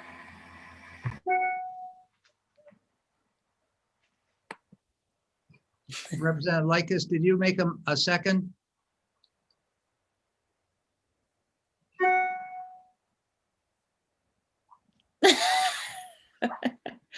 Must be having audio problems. Oh, jeepers. Okay. There she goes. Audio problems. I kept hitting unmute and it wasn't unmuting, but now I'm unmuted and yes, I second the motion. Okay, thank you. Okay, Representative Cordelli, would you like to speak to your motion, please? Thank you. Since the hearing, I have talked to the prime sponsor, Representative Verville, on this bill, and he recognizes that there were a number of valid concerns and comments made during the hearing, and so he is in agreement that we should hold on to this bill and do some further work on it. So that is the reason for my retained motion. Is there further discussion on the motion?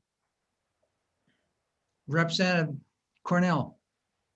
I was just wondering if before we vote on bills, I thought we were going to get updated numbers of how many opposed or supported the bill, because I know I got many, many emails about this bill. So if we had updated numbers of opposing and supporting for each Well, bill. we do that, Representative Cornell, during the hearing process.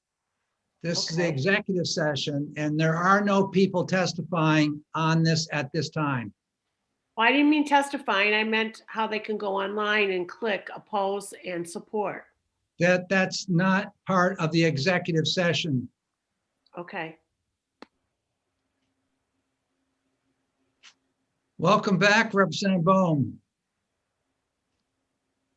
Yeah, thank you. I'm sorry I missed that. My internet went down. I guess, I don't know, might be something local. Well, thank you. No, I think it's happening all over the state, frankly. I've had the same problem. Yes, it is occurring up here as I well. rebooted my cable modem. Anyway, it went down at the wrong time, but I'm back. Thank you. May I add something to what you just told Representative Cornell? Actually, on this bill, there was like 0 that came through on the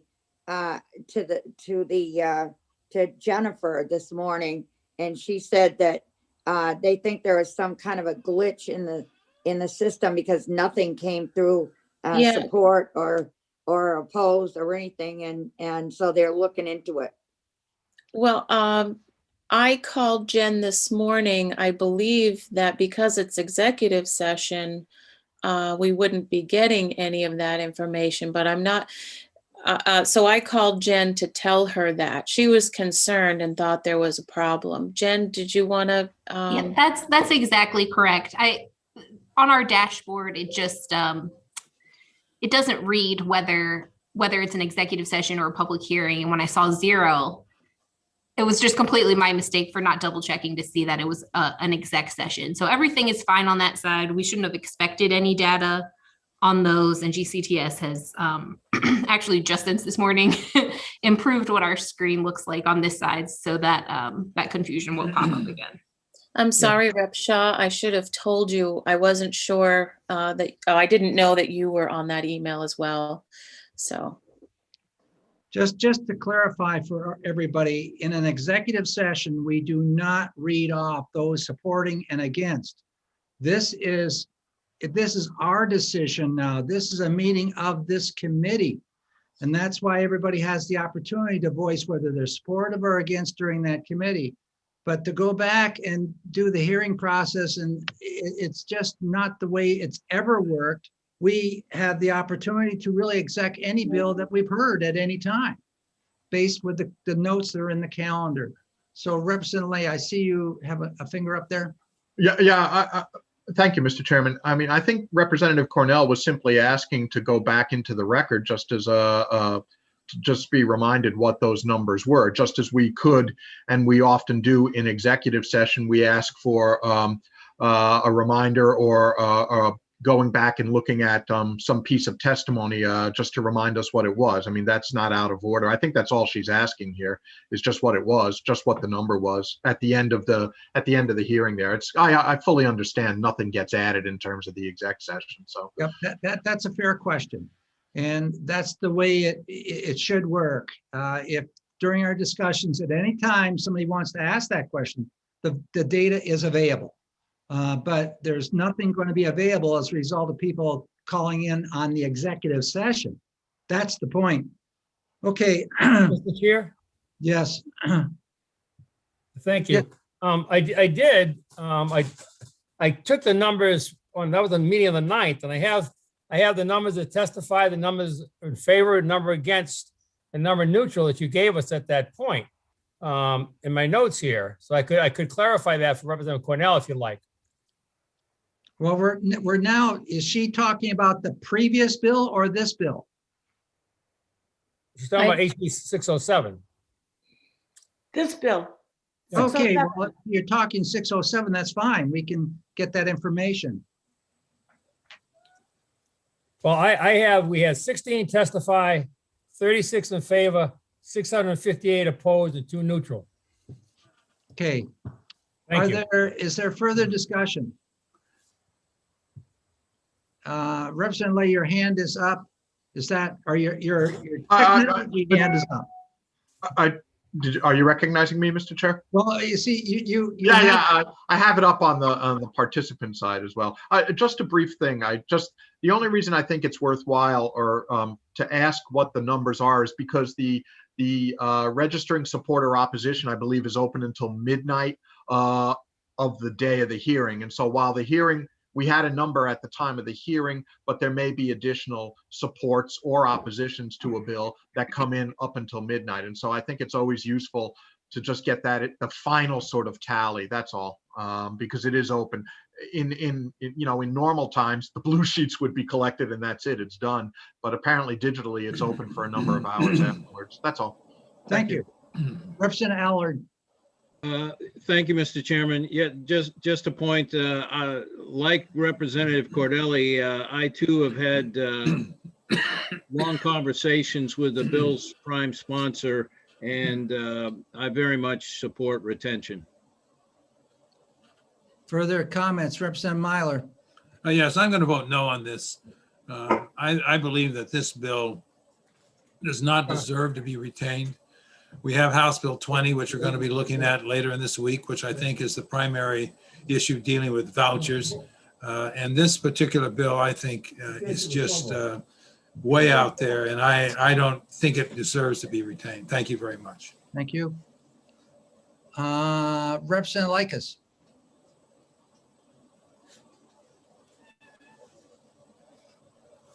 Can't hear you. You need to unmute. Got it. The thing about this bill is it's just enabling legislation. And I don't suspect very many towns are going to go for this, but there may be the few. I can think of a couple who only have a very small elementary school. And after that, they have to tuition out their kids for most of everything anyways. And they might go for this just to say that way, instead of trying to decide where all their kids are going to go, the parents can decide where to send their kids after like 4th grade. I know there's one that just is K through 4. So that's really all it's for. I don't see otherwise many towns taking this up, but it should be available for those who do want to do it. Thank you very much. Representative Shaw. Yes. The towns can already do that, because I know in Candia, even though they have a distinct or they have one school that they send them to, they have in their own school board charter that the parents can appeal to the board and that the child can go to a different school. So I think this is unnecessary. I don't think we need to retain it. Thank you. Is there further discussion? Representative Lay, your hand is still up technologically. Have a question?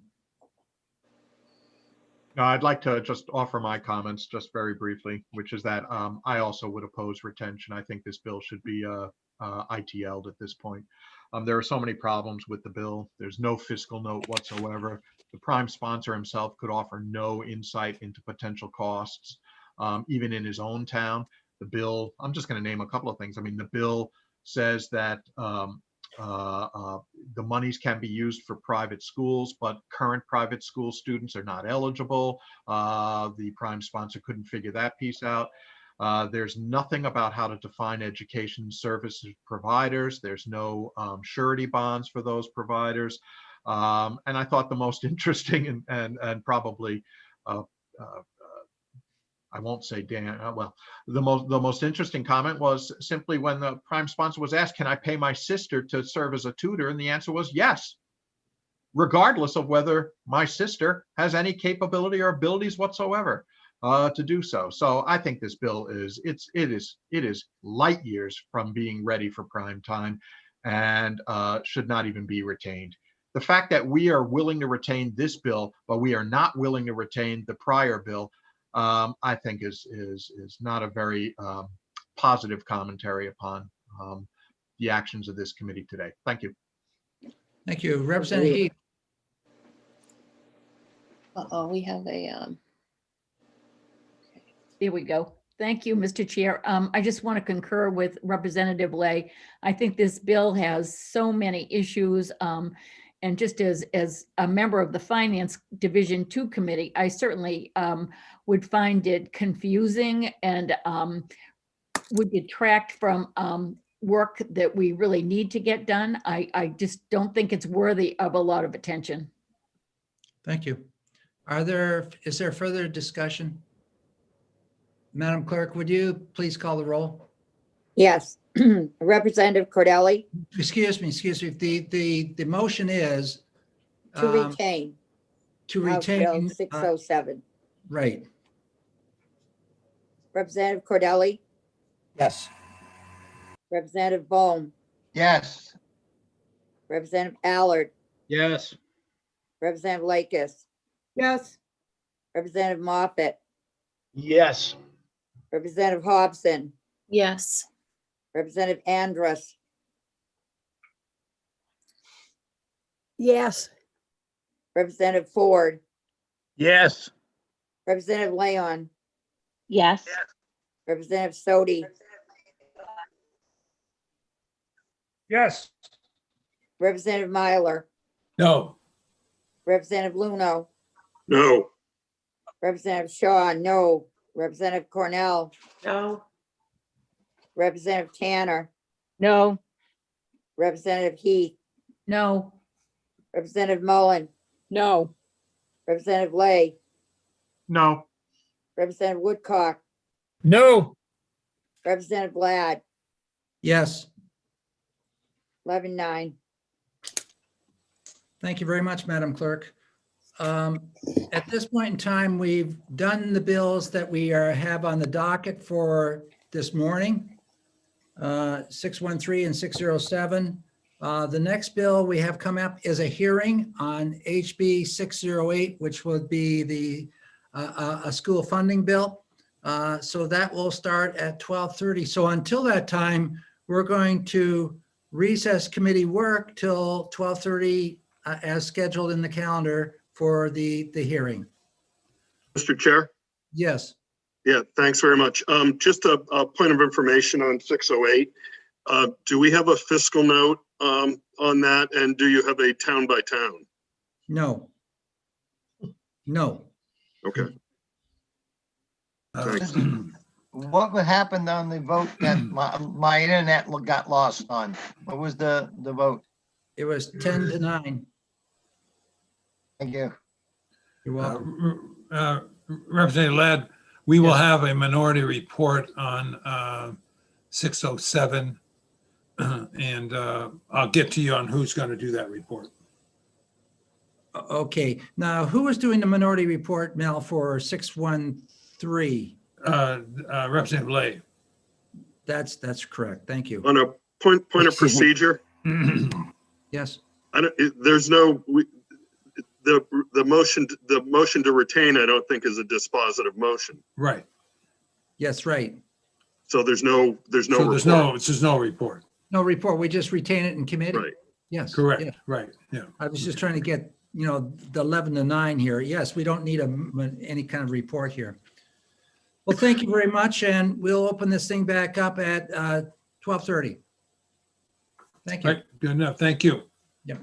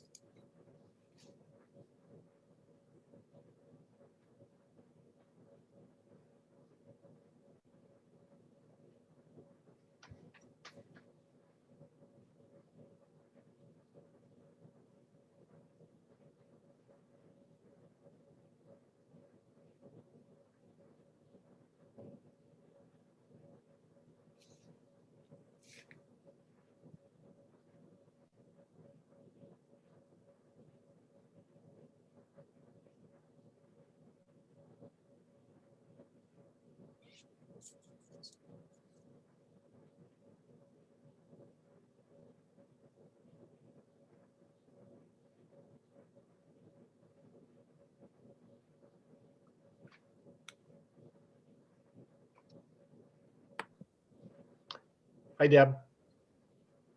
Hi. Who is it? I'm back.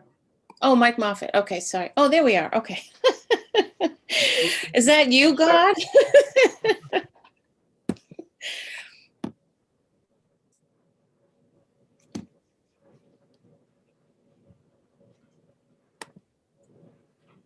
Did you have a good lunch, everybody?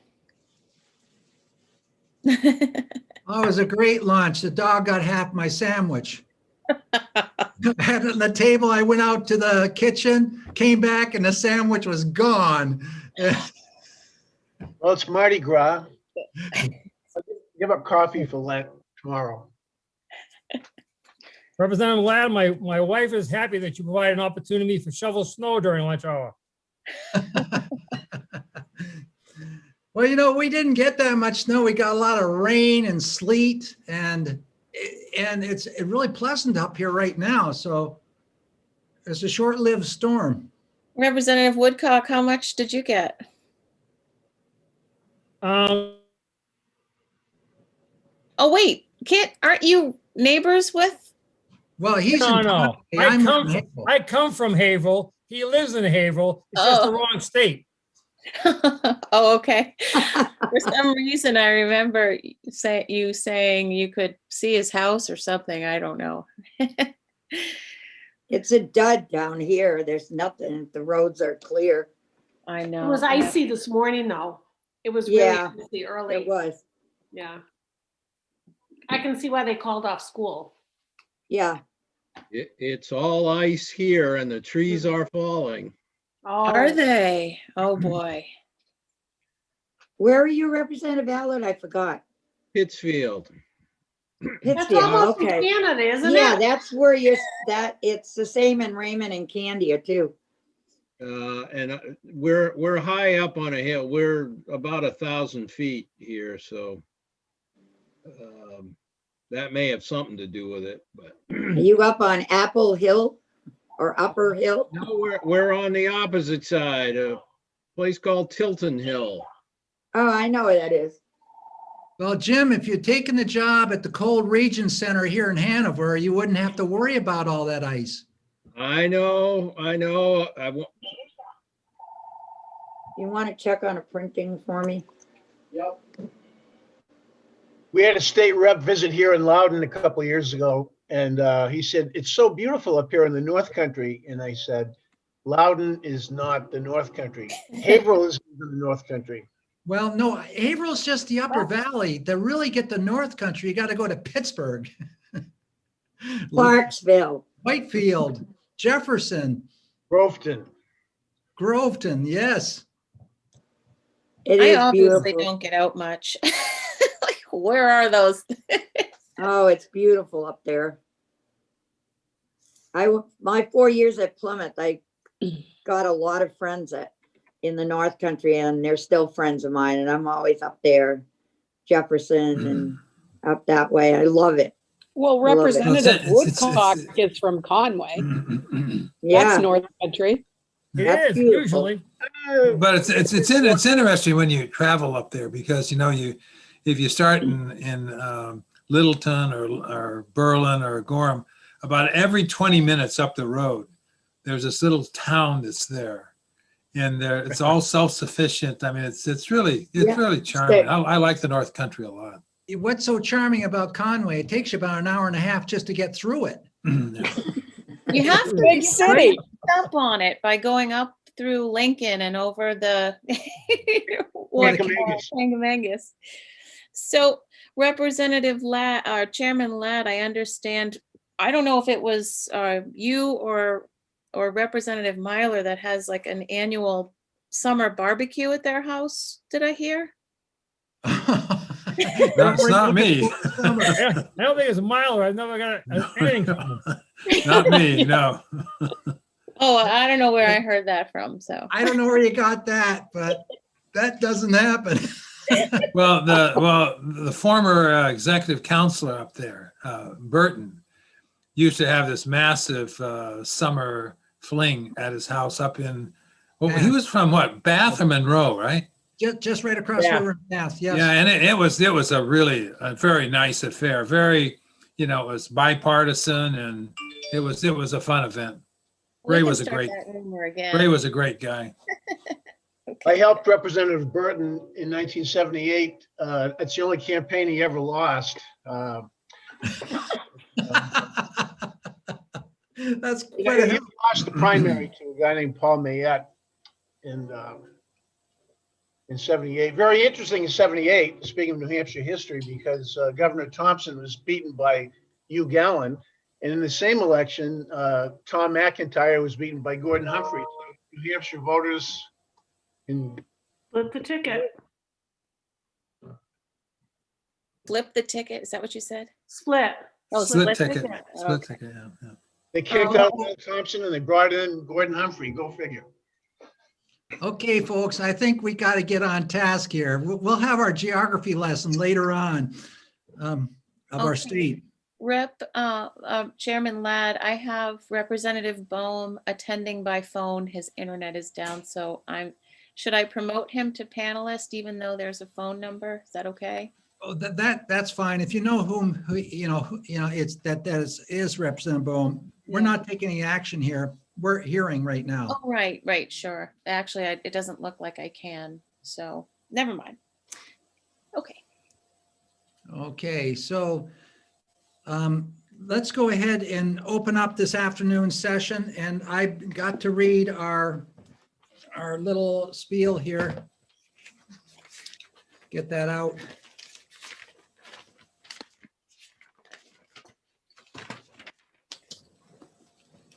Okay, I'd like to open up the session here that we're dealing today with a hearing for HB 608. Prior to getting into the hearing, I shall read the chairman's script.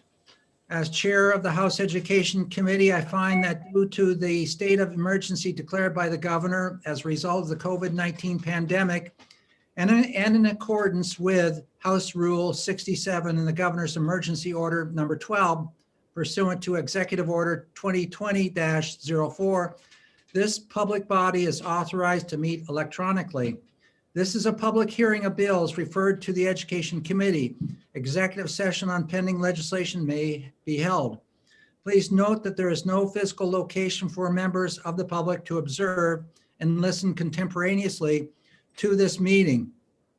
However, in accordance with the emergency order, I am confirming that all members of the committee and select legislative staff have the ability to communicate contemporaneously during this meeting through the Zoom electronic meeting platform, and the public has access to contemporaneously listen and, if necessary, participate in this meeting by the Zoom platform or by telephone.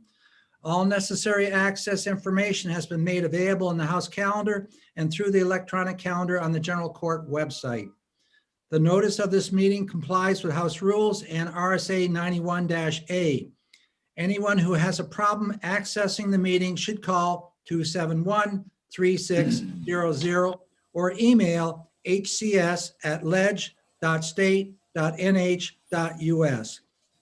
In the event the public is unable to access the meeting, the meeting will be adjourned and rescheduled. I want to introduce the staff that are on the meeting assisting us this afternoon. Jennifer Four, our committee researcher. Please note that all votes that are taken during this meeting shall be done by roll call vote. Let's start the meeting by our clerk taking the roll call attendance. When each member state their presence, when each member states their presence, please also state whether there is anyone in the room with you during this meeting, which is required on the right to know law, under the right to know law. Okay, thank you very much. Madam Clerk, do you have the roll call there? I do. Thank you. Representative Cordelli, Here in my house in Tuftonboro, not the State House. Representative Bohm. Can I count him as here if he's listening? Yes. Representative, If you can hear him say he's here, we're not going to be voting. So if he, just so Representative Bohm knows, he is connected and he has the ability to mute and unmute his phone line using *6. And if he needs to raise his hand, it's *9. So Okay. he is muted right now, but *6 would unmute him. Unmute, Ralph.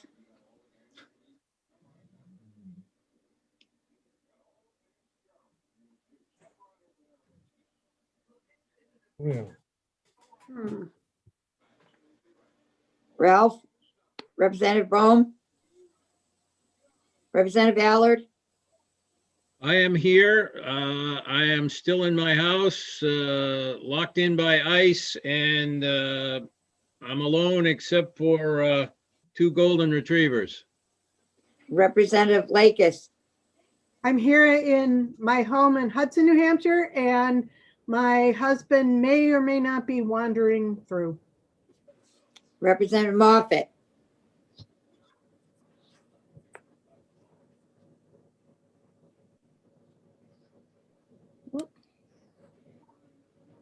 Representative Moffett,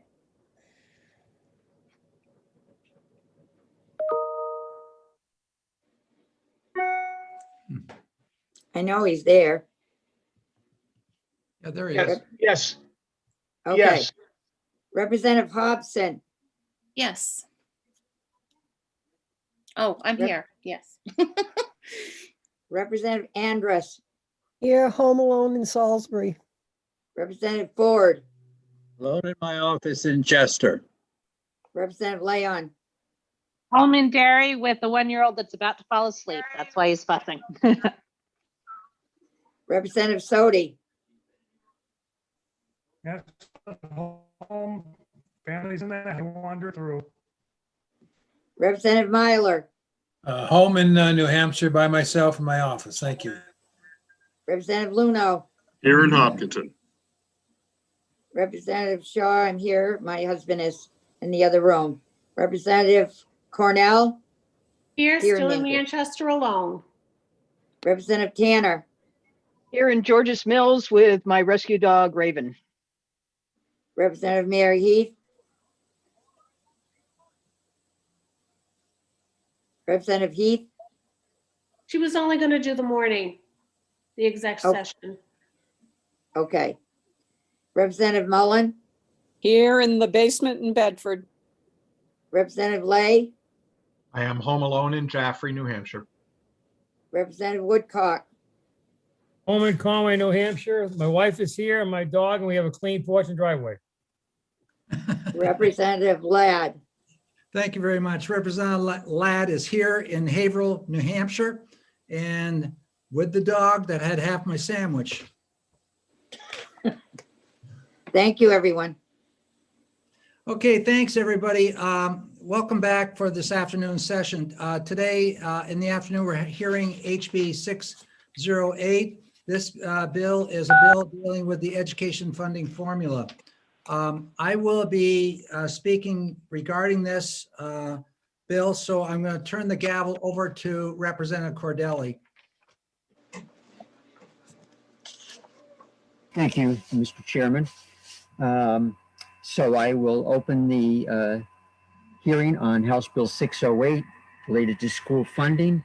And I was looking for Representative Steve Smith, the prime sponsor, but we do not see him on the call yet.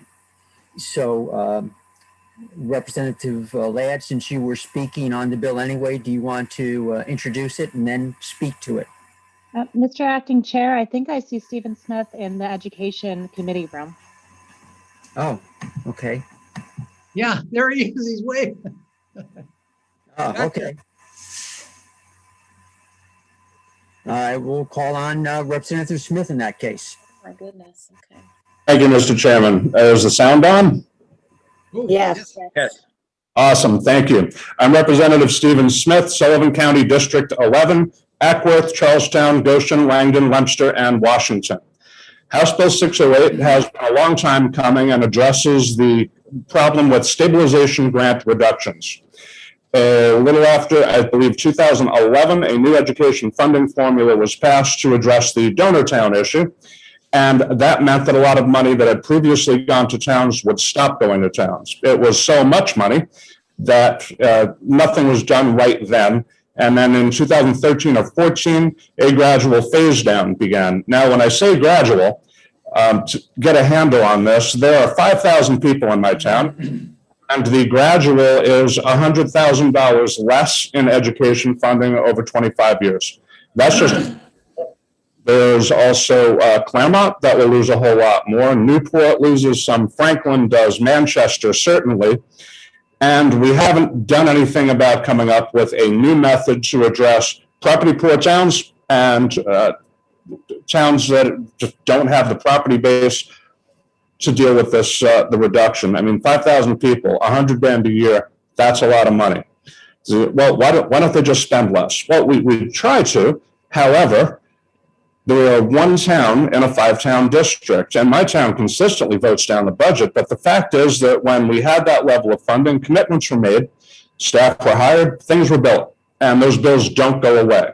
So even if you'd gone back to the default budget, it's just not a sustainable model for these towns that have, you know, a disadvantaged population to continue to bear this. Now, some of the urgency got taken away when we come up with one-time money. One-time money is not a fix because, well, it's one-time money. So even if the effect wasn't felt quite as hard in one year, they have no security and no way to plan for what may happen the next year. 608 is an attempt to address that. And a 2-year study committee delved into this. They met with stakeholders from across the spectrum, voters, the Superintendent's Association, the school districts themselves, the Education Commissioner, and produced a report in 2018 with a formula that would address this. Now, a quick note, why can't we just keep giving them the stabilization grants? Because they're based on 2011 student populations, and the legislature cannot send adequacy funds for students who may or may not be there anymore. So I agree. Stabilization grants have to go, but the support must stay. The fruits of that report became House Bill 709 in a previous session, which made it out of this committee and then died in finance. Ultimately, what we got was another 2-year study and still no solution, and still the aid going down every single year. So my plea to you is stop the bleeding. The arguments about income tax, capital gains tax, this source of funding, that source of funding, you know what? I don't care. Please pass the bill as is, amend the bill. I don't care what you do, as long as it solves the problem of small towns through no fault of their own at this point, through multiple administrations of different select boards and school board members, finding themselves having to deal with hundreds of thousands of dollars in reduced aid every single year. That's my pitch, and I leave it in your hands. Thank you, Mr. Chair. Thank you, Representative. Do we have questions for Representative Smith? Representative Lakis. Yes, I was curious, back last biennium, when we went through funding, we took all of our step functions out and replaced them with straight line functions. And I was wondering why you didn't do that this time, because just one student can make a huge difference in what a town gets, or just a small amount of difference. So I'm just wondering. The advice of education policy folks smarter than myself, I was asked to change the initial version of the bill that I filed, and I concurred. As I said, I don't really care what the method is. Some of the things that were brought up were to look at free and reduced lunch populations and assign grants to that, adding in performance. I literally don't care what the method is, and I imagine that your committee will probably amend the bill. If it solves the problem of these grant reductions to these towns, that's fine. Any further questions for the representative? I do not see any. So thank you very much, Representative Smith. Thank you, Mr. Chair and members of the committee. Representative Hobson, We have Jeff Nick Lynch scheduled to testify next, and I've promoted him to panelist. So go ahead, please. Mr. Chair, point of order. yes.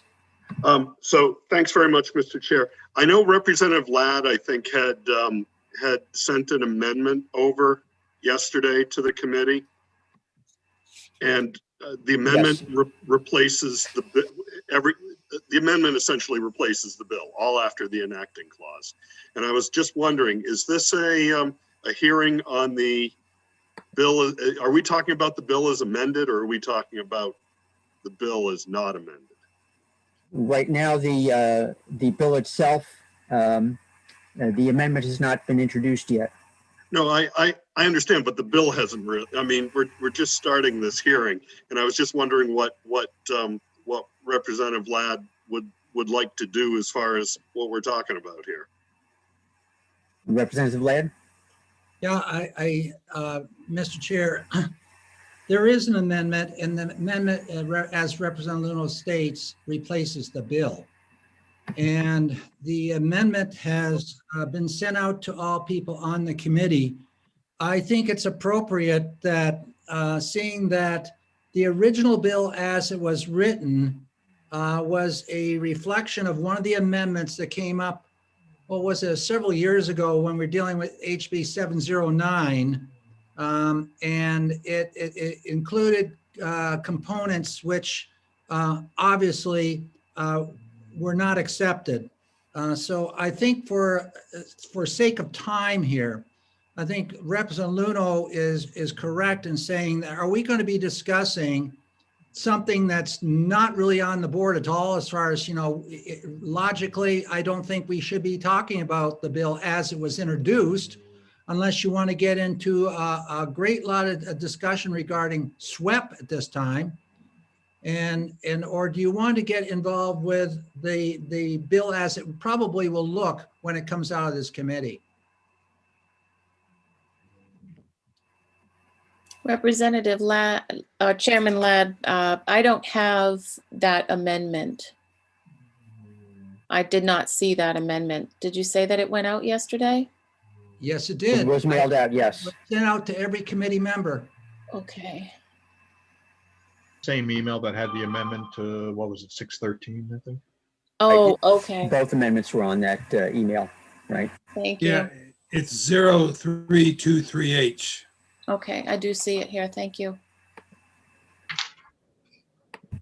Representative Ladd, would you like to continue your comments? Well, if you're going to recognize me as a speaker, Yes, I will do that.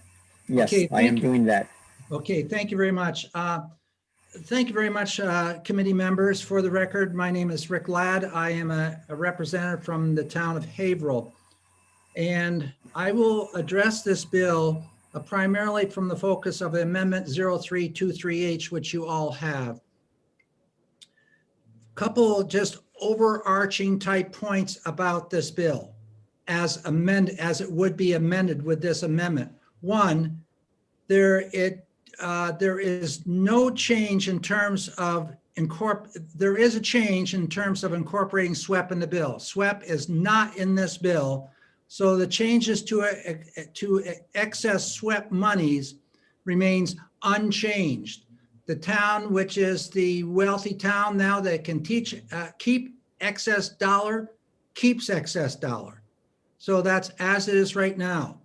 Stabilization in this bill, or this as it would be amended, stabilization is totally gone.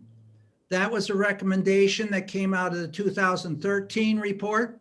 And I believe it was a recommendation also from the Funding Commission this summer and fall that stabilization does nothing that's really good for education. It's not reliable. It deducts each year that 4%, which is, I think even Deputy Speaker Smith talked about that, how it's tearing Charlestown apart. It's tearing a lot of little towns apart. The CPI, which we have that at the beginning of every biennium, certain costs within the adequate education formula are increased according with the CPI. That continues. That continues. Does this amended version have fiscal capacity disparity aid? Yes, it does. And I will get into the components, the two areas within the bill that have fiscal capacity disparity aid.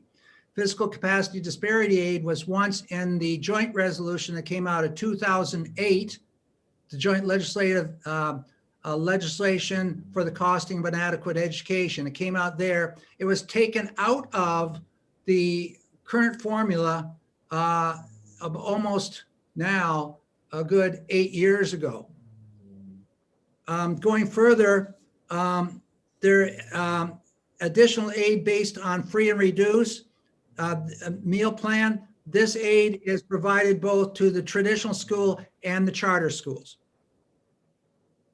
Okay, additional aid based upon equalized valuation and testing scores. That's part of fiscal capacity disparity aid. That has also been added into this bill.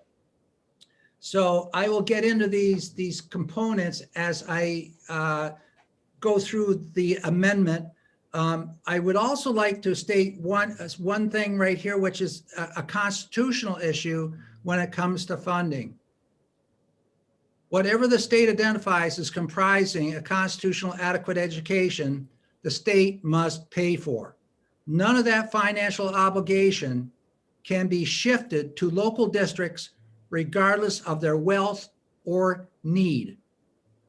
Okay, that comes out of the Londonderry case. So, and it's also the constitutional responsibility of the legislature to define adequate education. And those are 2 points which I've tried to follow as I went through and developed this amending language. There are components to, and the other thing I would like to mention right from the onset, I know that there's going to be questions that where is the fiscal note? I've contacted the Legislative Budget Office assistant, and they have not gotten that information together. In fact, they haven't been even given this amendment, which has been out now since February 10. So I have contacted the Department of Education, and I've been assured there will be a fiscal analysis as developed by them by tomorrow afternoon. So moving on down here, one of the things that this bill tries to avoid is additional taxes. of any great magnitude.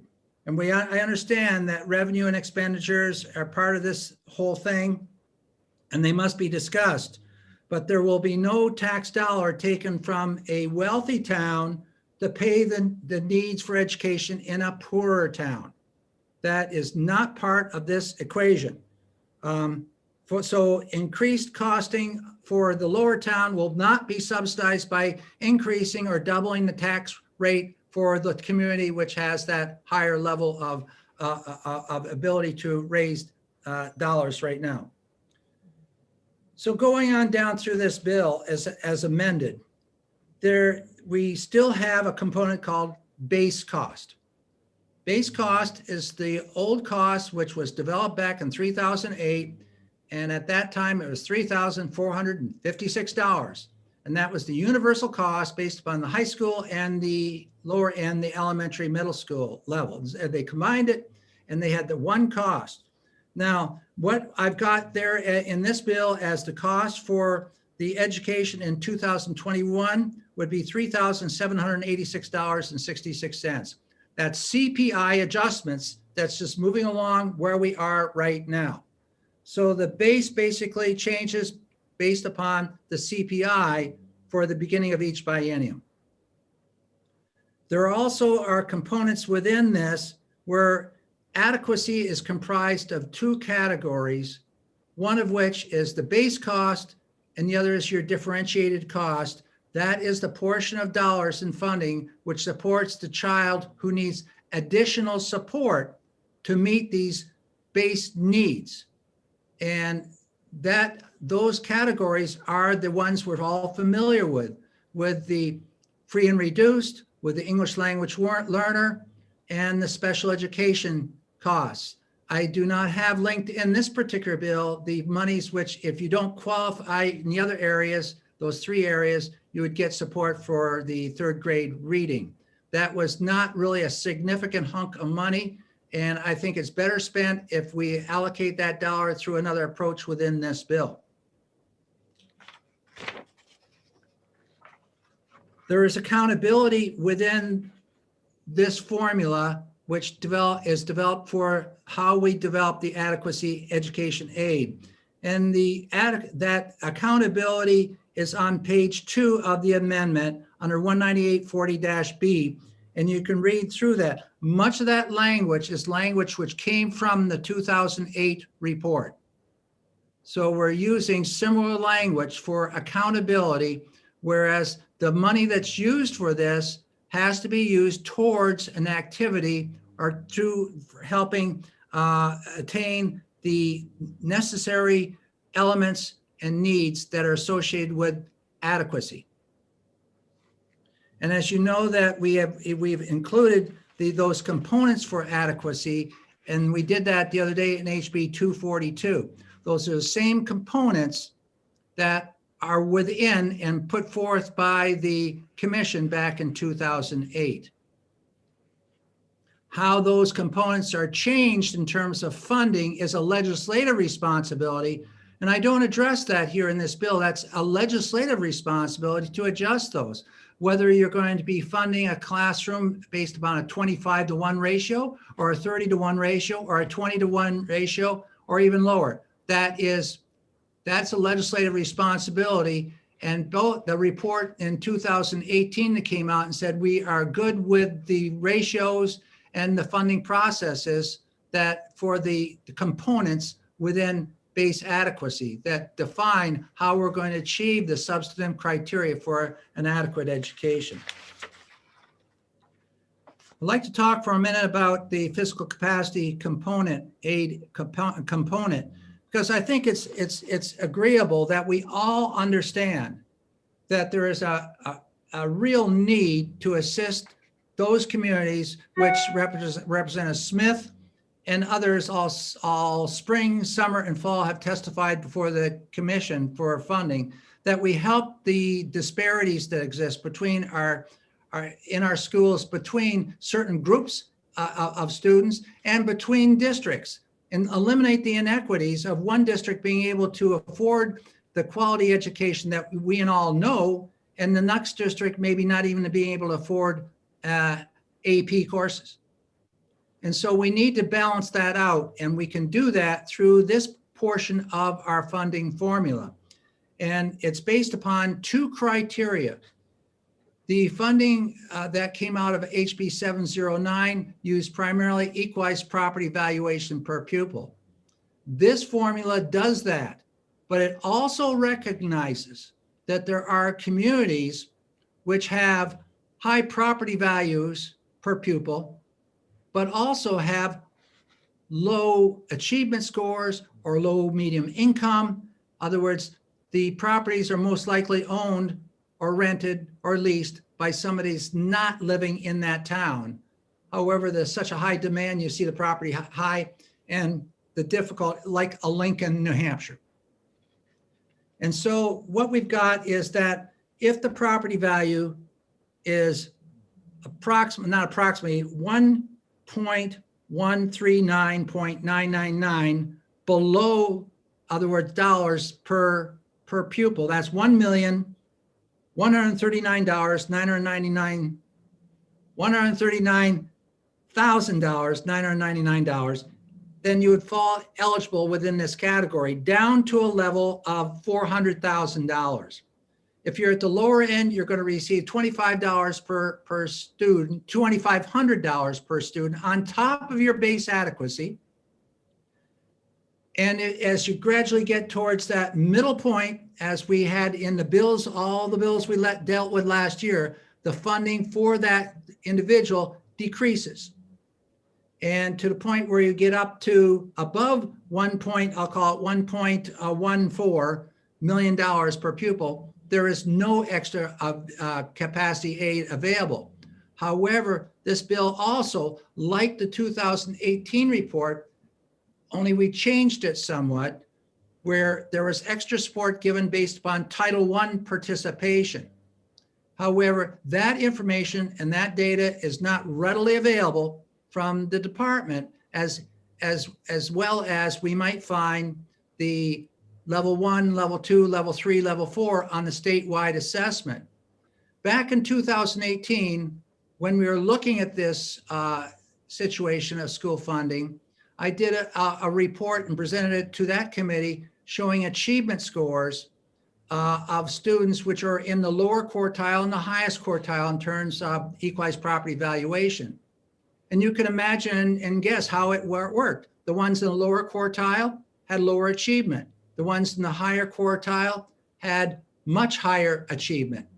But there were pockets within both of those quartiles and quartiles in between where you had high numbers of low L1 and L2, level 1 and level 2 performers. Level 2 is you're not at proficient, and level 1 is you're really not at proficient. Level 3 is you're for proficient, and level 4 is you're way above proficiency. And so the second part of this disparity aid program provides support to any school that above that $1.14 million that has for each of these students to the tune of $1,500 per pupil. So they will receive an additional for every child that's not at the level we want in terms of performance and growth.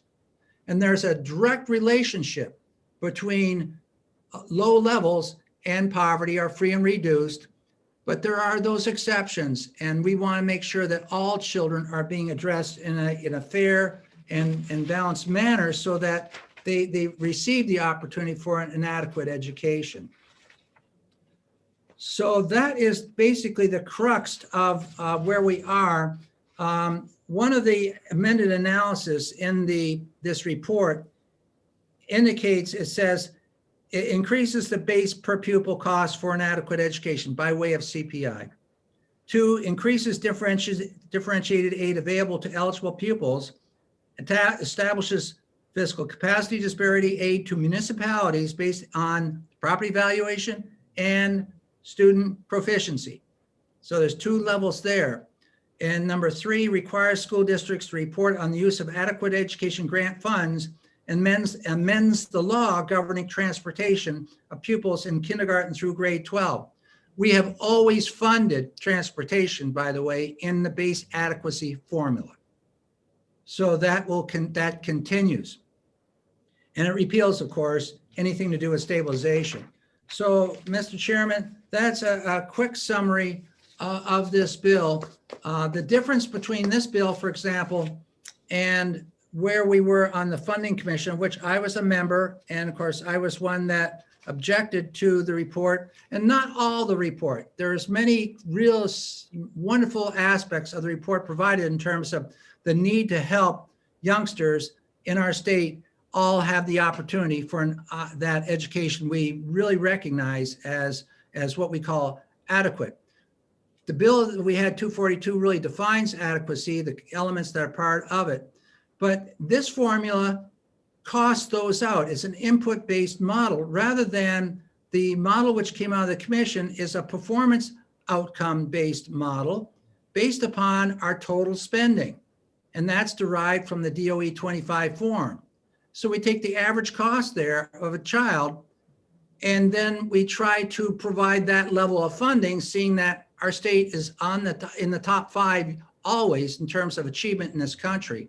So we're using that as a gauge, and then the amount that has to be raised to get to that level is distributed according to where the weighted needs are in differentiated aid and base adequacy. This base adequacy in the bill you have in front of you today maintains it and only increases at the CPI, where the other formula increases and jumps it to approximately a little less than $6,000 per student. But then in terms of differentiated aid, giving weights out, it weights a special education student, for example, at 4.2 times the base plus that base. And that to me leaves some room for discussion that a kid that's in special ed for only a half hour a week is going to get funded at that rate. If you change that weighted amount, you're going to have to increase the weighted amount somewhere else. You got to come up with this average. And it's not based upon the inputs, it's based upon that output based on DOE 25 forms as submitted by the school districts, which include all kinds of components that are not part of adequacy. So in conclusion, this does conclude my report and describes the amendment in a brief way of where this goes in terms of the costing of an education funding formula. Thank you very much, Mr. Chair. Thank you, Representative. I see Representative Bohm has his hand up. Thank you, Mr. Speaker, and thank you, Representative Ladd, for taking the question. Since 2005-06, when I was here, we've been voting on a lot of different education funding. But one of the things we've always had is a spreadsheet showing how your town will make money or lose money. And I don't think this will pass when we go to the full house unless we have that spreadsheet. Because I know for one, I am not going to vote for any education funding where my town loses a lot of money or much money. So I think that's always been the issue. So will we have a spreadsheet showing comparison of town data now and with this bill? Thank you. Yes, yes, you will. Okay, thank you. Representative Luno. Thank you very much, Mr. Chair, and thank you very much, Representative Ladd, for presenting 608. And I think there's probably some very good pieces in it, and I'll be looking forward to seeing the department's fiscal note on this tomorrow. But in so much as you talked about some of the commission's work, in particular how the commission's recommendations calculate the cost of an adequate education based on student performance, wasn't quite accurate. And I was wondering when we might have an opportunity. Well, of course, there is an opportunity coming up next Monday, February 22nd at 2 p.m. on Zoom. It's a notice in the House and Senate calendars for a briefing of all representative and legislators to the commission report. But I guess wondering when we may be able to and maybe it's after we get through this plug of early bills, when we might be able to have a Zoom session with the House Education Committee to really, dig down into what really goes into an outcome or student performance driven costing formula. Thank you very much, Representative Luno. And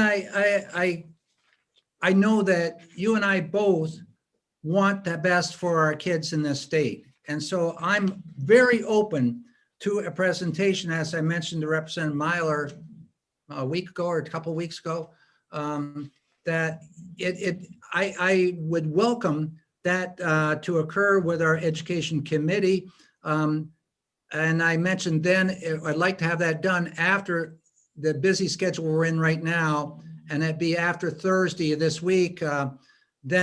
And I'd be glad then to coordinate a time with you, seeing you were the chair of that particular commission, and Representative Myler, the ranking Democrat on our committee right now.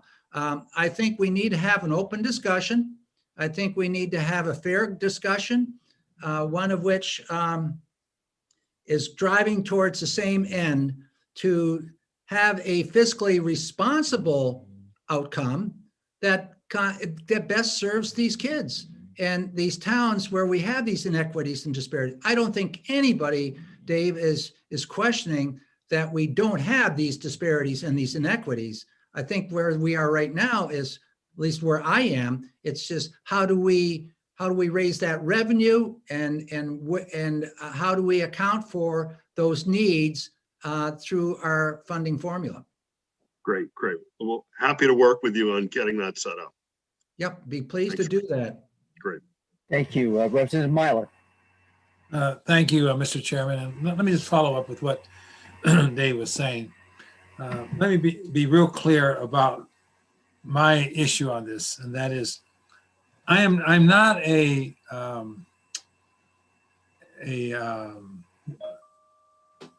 fact sheet guy. I mean, I have a hard time looking at information that's on a spreadsheet. Some people like spreadsheets. I'm in all candor, maybe it's because of my age, but Dave Luno's never met a spreadsheet he hasn't loved. All right, that's not me. But what I was concerned about when we got into this funding thing was, how is this done? And what you have before you, and I think what you're going to learn, is the two different ways of funding schools. Rick has basically proposed here a continuation of an input model. And an input model was created back when. It's been one we've been using. And what we mean by an input, it's more of an accounting model. In essence, what does it cost for an average teacher salary? What's it cost for an average principal? What's it cost for internet? I mean, it's a thing kind of costing. And that's what we had forever, because we never had the ability to really look at student performance. We have that ability now. With the various metrics that we have from kids who take exams, etc., we now can target where students are doing, the performance of students across the state.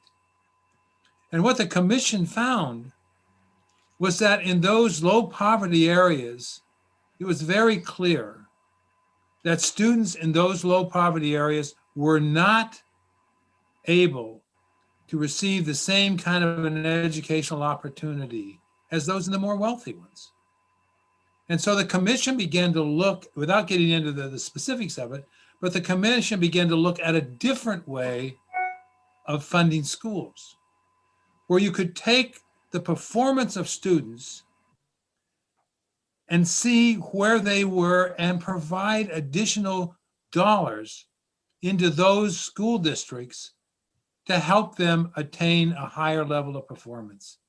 That's the outcome-based model. And those are the two models that that are out there right now. The traditional input, which Rick is talking about, and the outcome base. The outcome base is not only student test scores, but the level of which students perform as they graduate. And don't forget, graduation standards are created at the local level. So if a student graduates, it means that they have in essence met that standard. So those are the two different ways that we are looking at performing funding of schools. One is the traditional input. The other is a new way of looking at taking existing monies. We're not talking about new revenues, but existing monies, and making a fair allocation of that state monies to locals that are really in need. And that's what you'll begin to hear about. That's what we'll talk about at the briefing session next week, and then follow up with what Rick was saying earlier. But I just wanted to point out to the committee, because when I first got on this committee, I didn't have a clue how this stuff was done. I have a little better understanding of it now, and I just wanted to kind of share those two options with you now. Mr. Thank Chair, can I?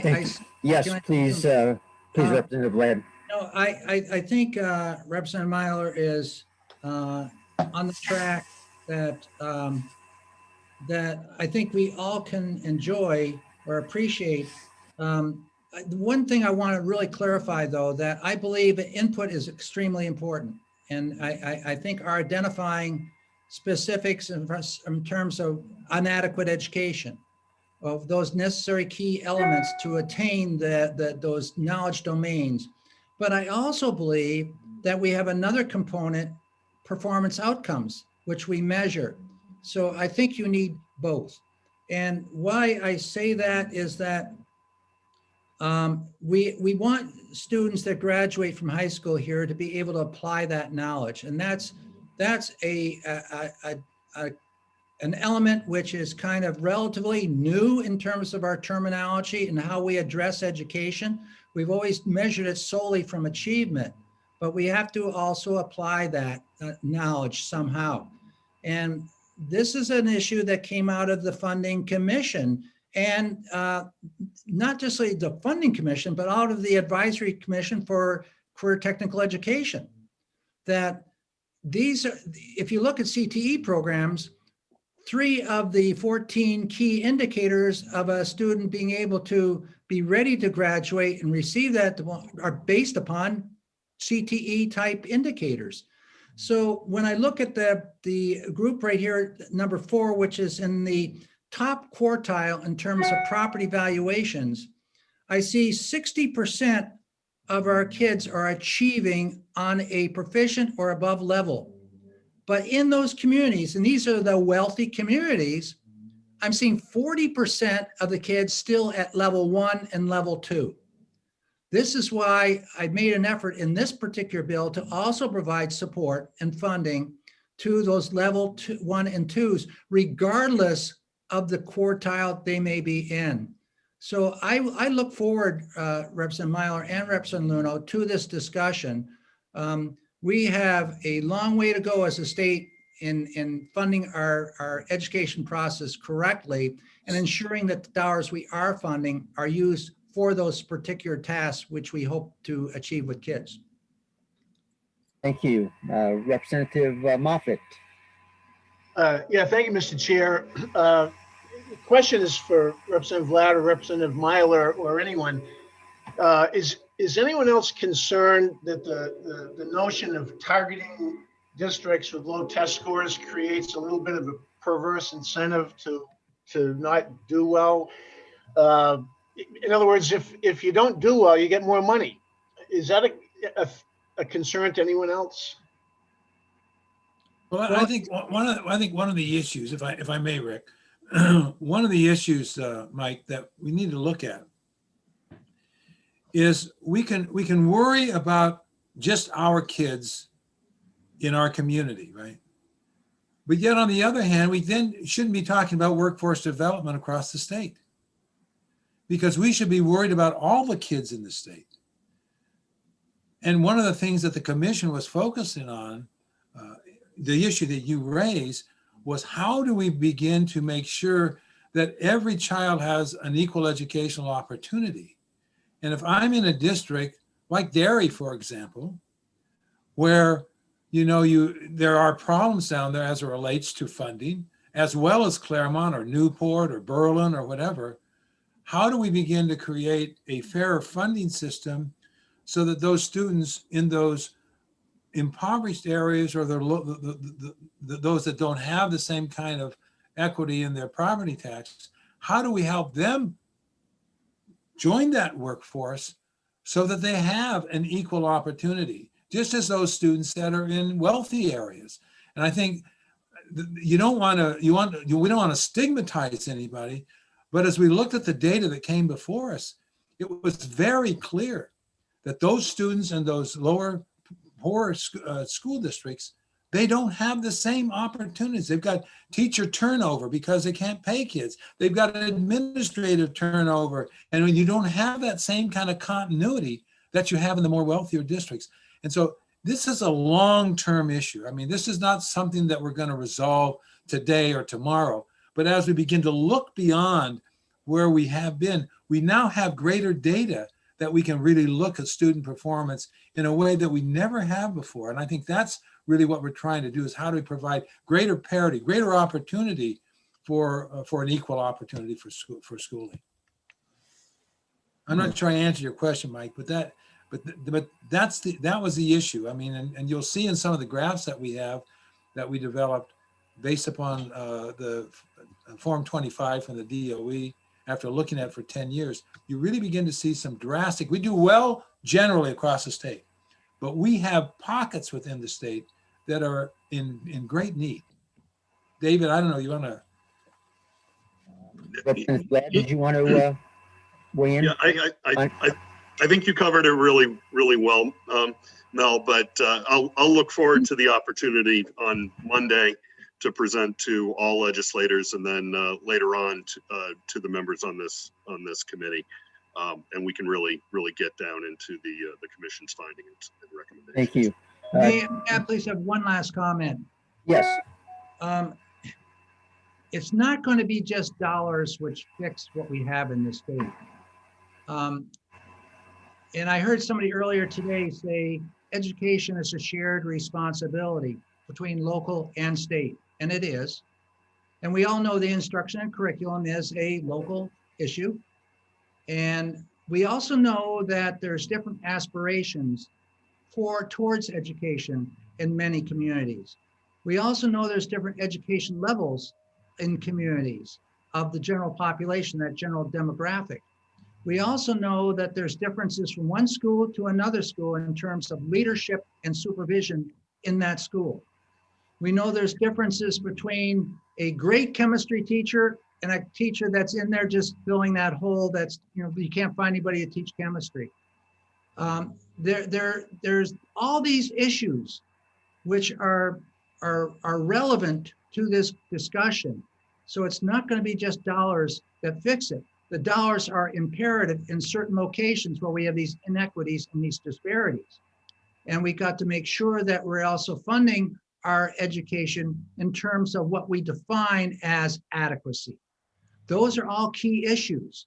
And the legislature has the responsibility to delve into that. And hopefully the Education Committee will in this year and next year and really take a serious look at that. So there's a lot to this, but we do need a funding formula of sorts because we're right there in another year developing a budget for FY23. And that's right now. So something's going to happen when all this happens over in Division 2. Thank you. Thank you. I see Representative Lakis has a question.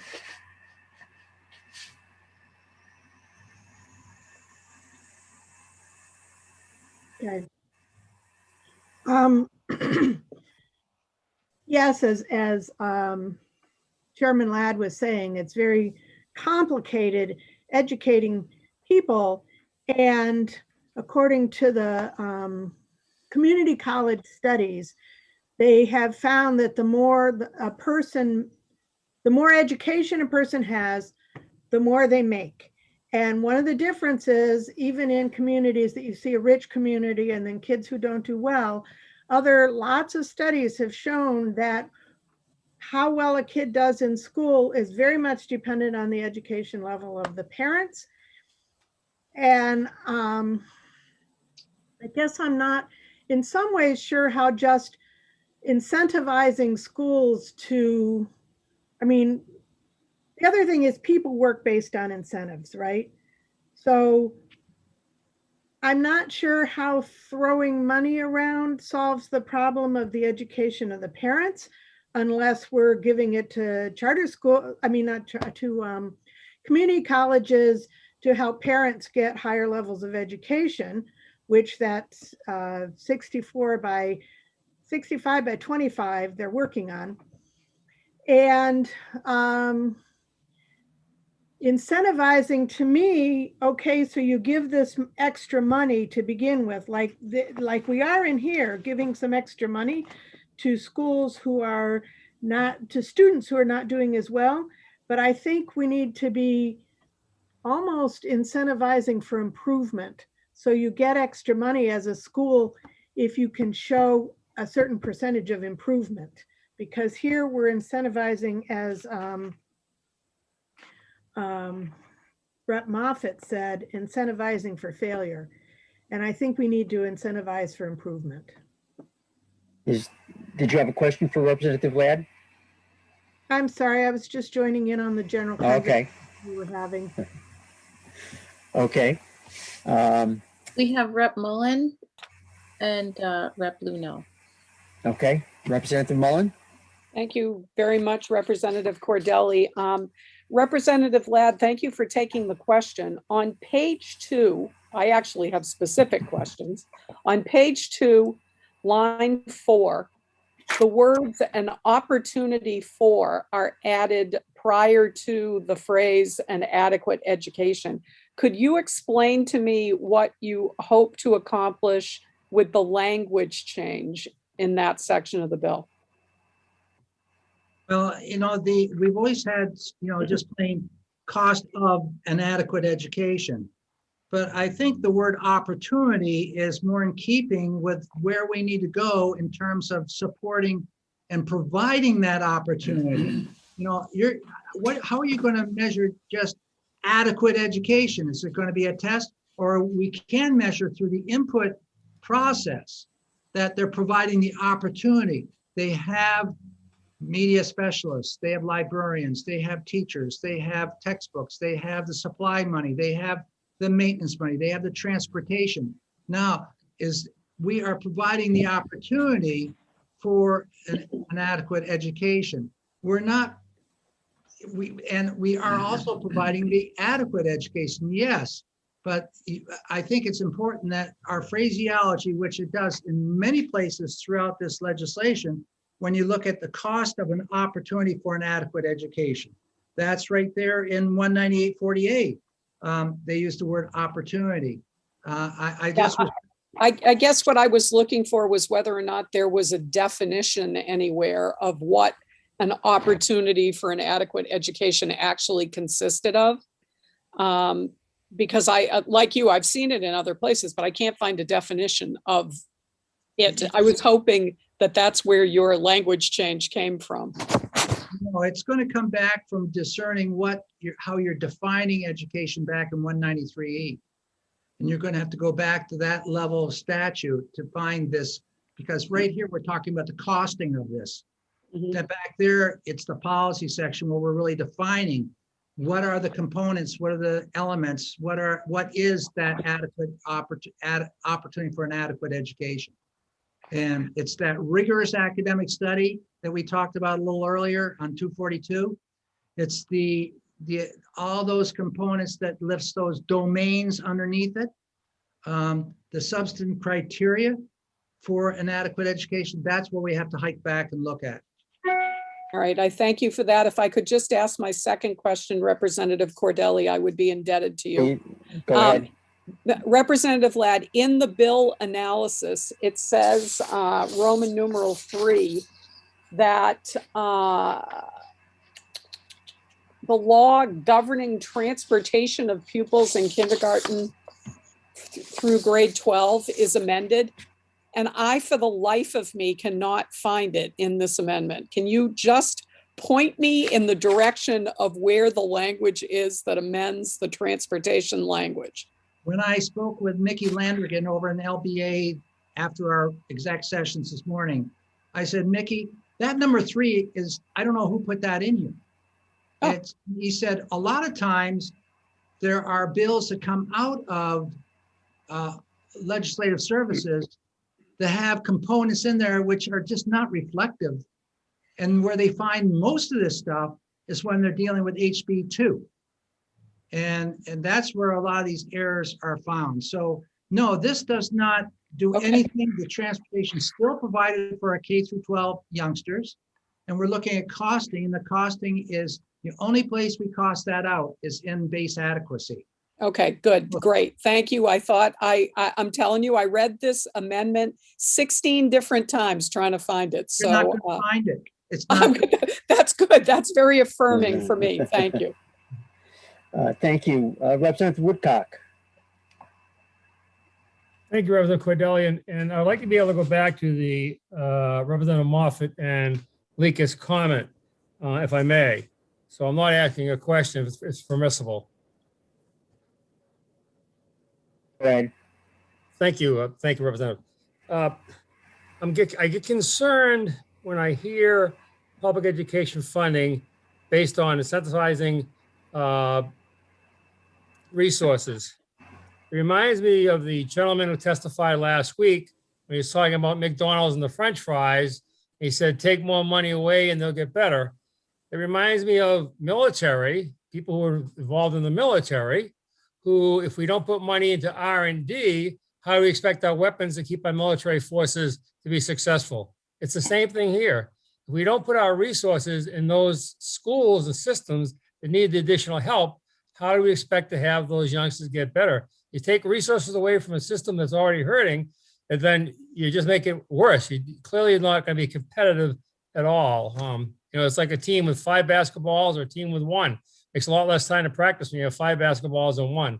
I guess that whole concept of taking money away, I'm not suggesting it shouldn't be directed in a better manner. I'm not suggesting that, but just taking it away makes me nervous. Thank you for the privilege, Representative Cordelli. Thank you. Representative Luno, I believe, is next. Thank you very much, Mr. Chair, and thanks again, Rick, for taking the question. Representative Smith, who was the prime sponsor of the bill, spoke a little bit about the urgency of the school funding issue, certainly as it relates to the towns that he represents. And you mentioned it yourself just a couple of minutes ago that we're right there now working on the FY22, FY23 budget, and that we need to do something here. And I was wondering if you could talk to the effective date and how that works with all this. Well, my goal on this, Representative Luno, is that this, and I agree, urgency is imperative. It would get to finance, and the issues which are described here, I don't give a darn, and nor does Representative Smith, whether this bill is the bill that does it. But we got to inform Division 2, and those people are putting together HB1 and HB2 to include somewhere in there the issues, those principles, those concepts which we all are addressing. The one issue I think where we diverge is I'm concerned where the revenue comes from and the amount of costing for some of those particular areas within, which I spoke to earlier this afternoon. So my concerns are I'd like to see this put in effect for the beginning of the next biennium. Thank you. Paul, all right. Yes. Okay, follow ahead. No, Follow good, up. thanks. Acting Chair Cordelli, we have Representative Shaw would like to ask a question. Yes. Yeah, real briefly. I just want to go back to what Representative Mullins said. And you mentioned Representative Ladd and RSA from way back. What was that RSA? About the opportunity for?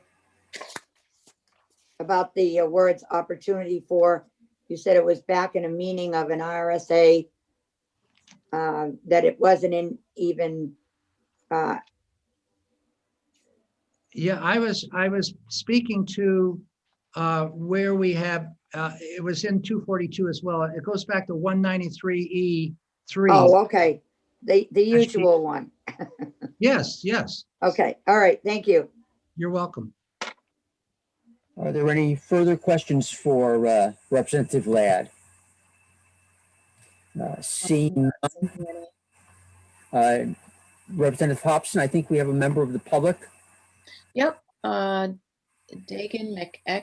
McEachern, I'm gonna allow you to talk. Go ahead, please, if you're there. Thank you, Chair and members of the committee. It seems as though, not being on the committee myself, was not privy to the amendment.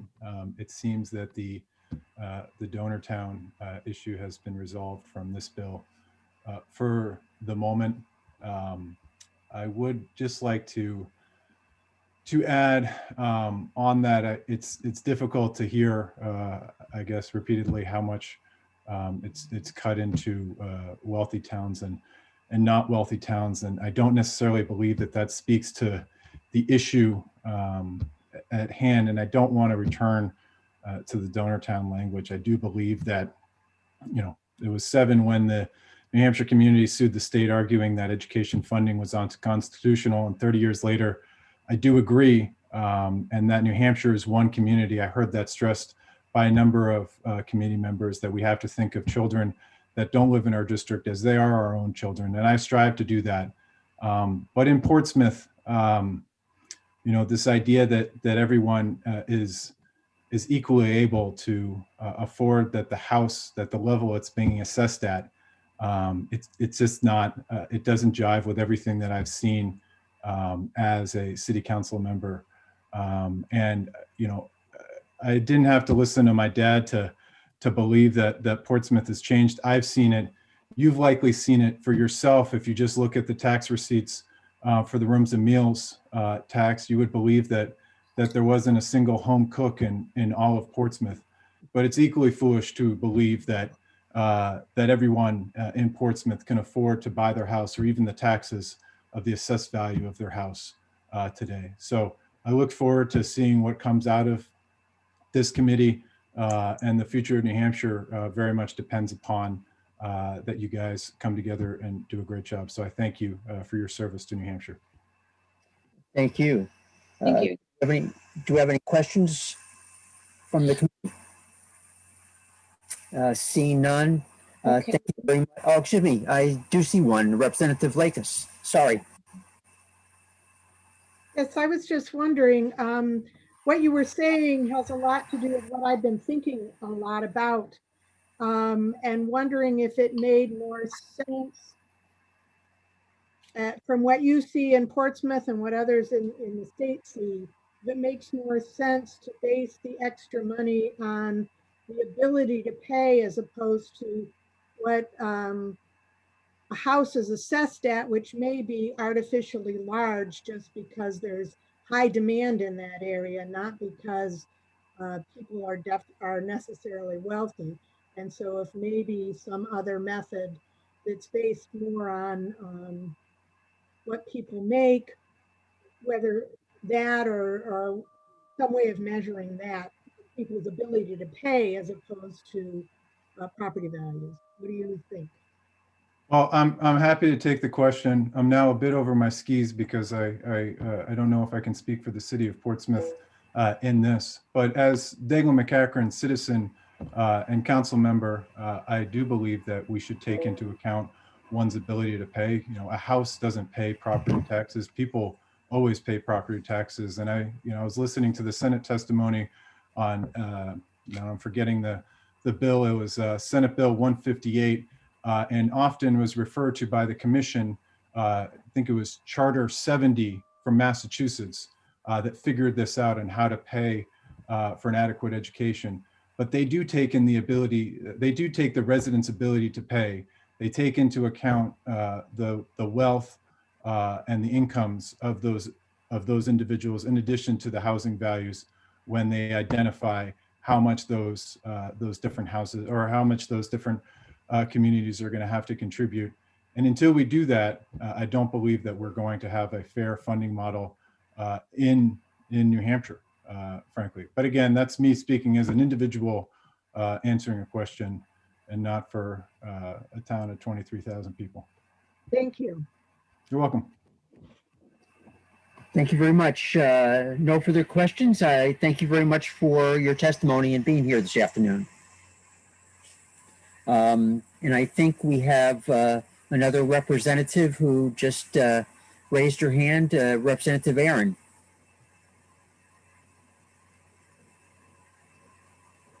Go ahead. Go Hi, ahead. good afternoon, everyone. Thank you so much. I don't want to take up too much time. I did send in testimony. I have been listening in. I'm sorry I couldn't join you at the beginning.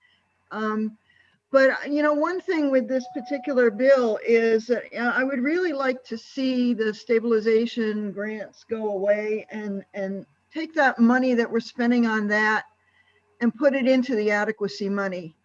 That way, because the adequacy money really is based on current enrollments, and you know, that's where the kids are. So, you know, I just would like to see that happen, and that's all I really have to say. Thank you very much, Representative. Questions from the committee that I see. So I thank you very much and enjoy the rest of your afternoon. Thanks. Next, we have Paul DeShane. Welcome to education. Go ahead, please. Thank you. My name is Paul DeShane, and I'm a project manager with the town of Newington.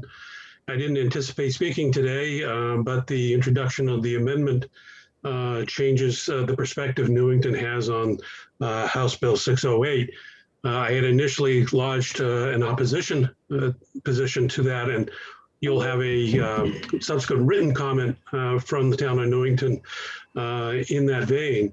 However, I wanted to say, with the introduction to the amendment, reserving right to see it and review it and comment later, it would appear that our objection has now been overcome, since most of our objection is related to, again, the use of excess SWEP being a return to a donor town, receiver town model that we feel is non-productive for the entire state of New Hampshire for various reasons that you'll see in my written comments. So I thank you for this opportunity to address you and now correct or amend my own opposition originally on behalf of the town.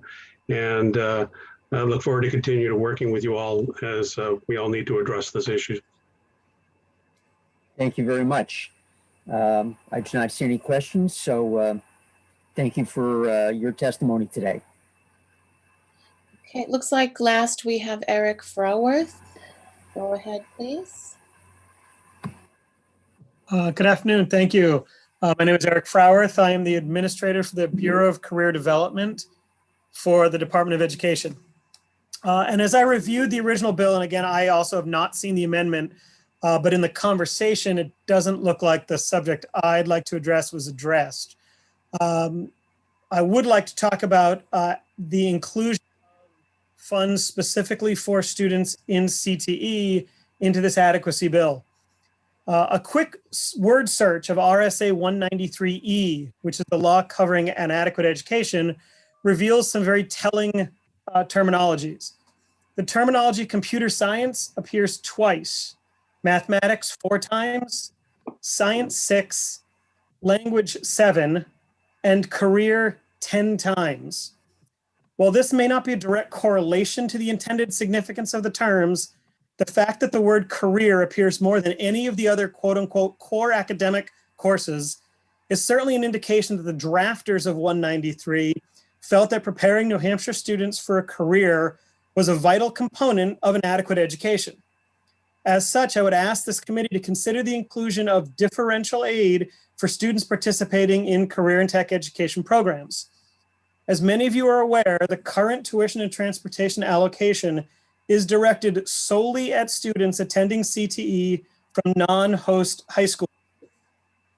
Our recent study shows that that population represents only about 29% of students in CTE. What that means is, as an average, host high school districts are covering the cost of 71% of the CTE enrollments in their center with absolutely no additional help from the state. In some school districts, such as Rochester, this number is as high as 98%. Now, just like special education and ELL, CTE education costs more than a traditional classroom education. So as such, again, I would ask that you would consider adding another amendment, including a differentiated aid for students participating in CTE, as was noted in the commission report regarding adequate education. And I'm more than happy to discuss questions or comments. Thank you very much. Anything from the committee? Yes. Yes.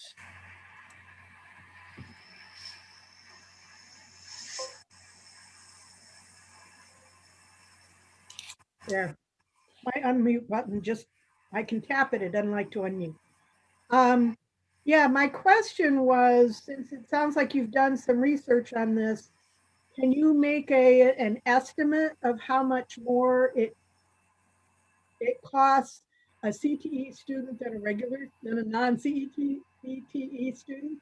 Sure, we're all irregular, so that's okay. Yes, it does vary from school to school, as does the cost of any education from school to school.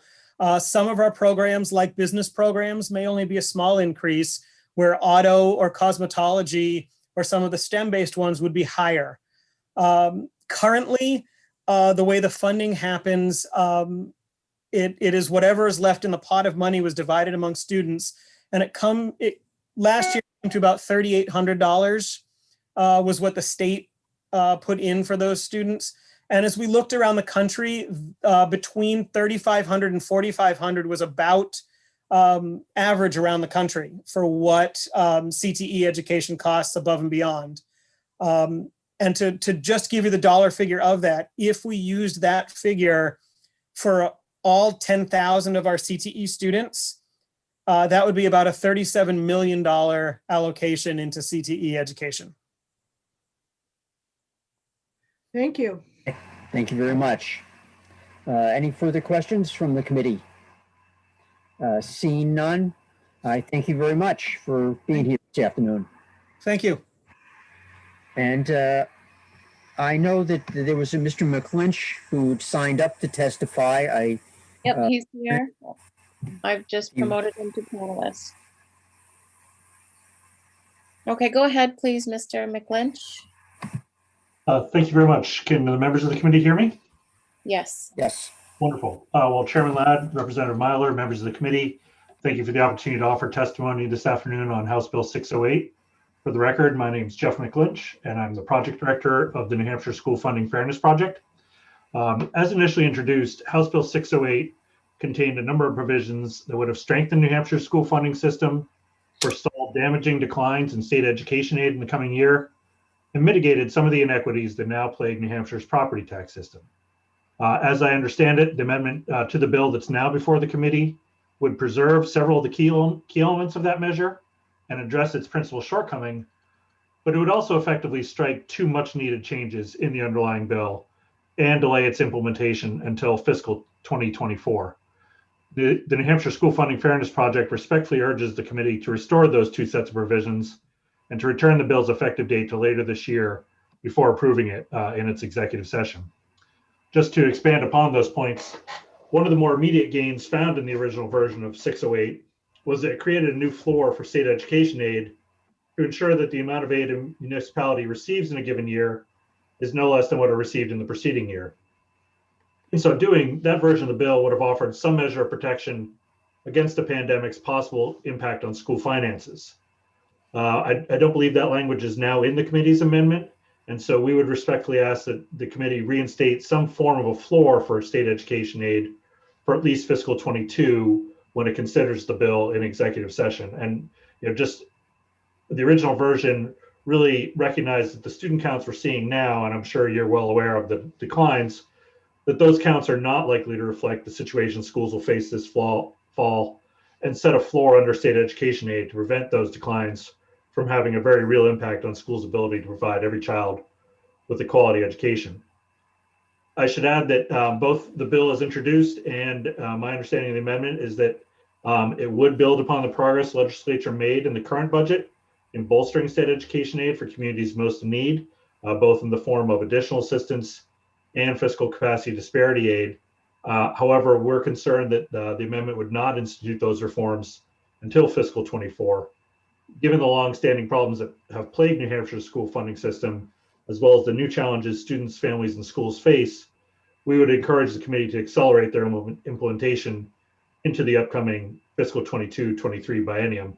And I certainly appreciate that this committee wants to work with its counterparts in finance as the budget's crafted, but I think a very strong signal from this committee about the urgency of that issue and the need to address it would certainly help to inform their deliberations. One other point I wanted to raise is that the original version of House Bill 608 would have improved upon New Hampshire's existing approach to school funding in another very critical way, as it would have ended the preferential treatment that some property wealthy municipalities now enjoy under the statewide education property tax and require every community to pay the full amount of that tax. As this committee knows, the New Hampshire Supreme Court ruled in Claremont 2 that to the extent, and this is a quote, to the extent that the property tax is used in the future to fund the provision of an adequate education, the tax must be administered in a manner that is equal in valuation and uniform in rate throughout the state. In its current form, the SWEP is far from uniform. Cities and towns with comparatively high property wealth are permitted to retain any revenue from the tax over and above what is needed to meet the cost of an adequate education. Consequently, the SWEP now exacerbates the wide disparities in school property tax rates that exist throughout the state and that curtail the opportunities available to students in less well-to-do areas. Restoring the SWEP is certainly consistent with the findings of the recent Commission to Study School Funding. And again, while the original version of the bill included those provisions, this bill, as Representative Ladd, as Chairman Ladd has described, do not include it. We'd urge you to reinsert them. Lastly, there had been one problem with the original bill in terms of the dollar amounts used in the adequacy formula. It appears that the amendment now before the committee remedies that problem, and we're happy to see that.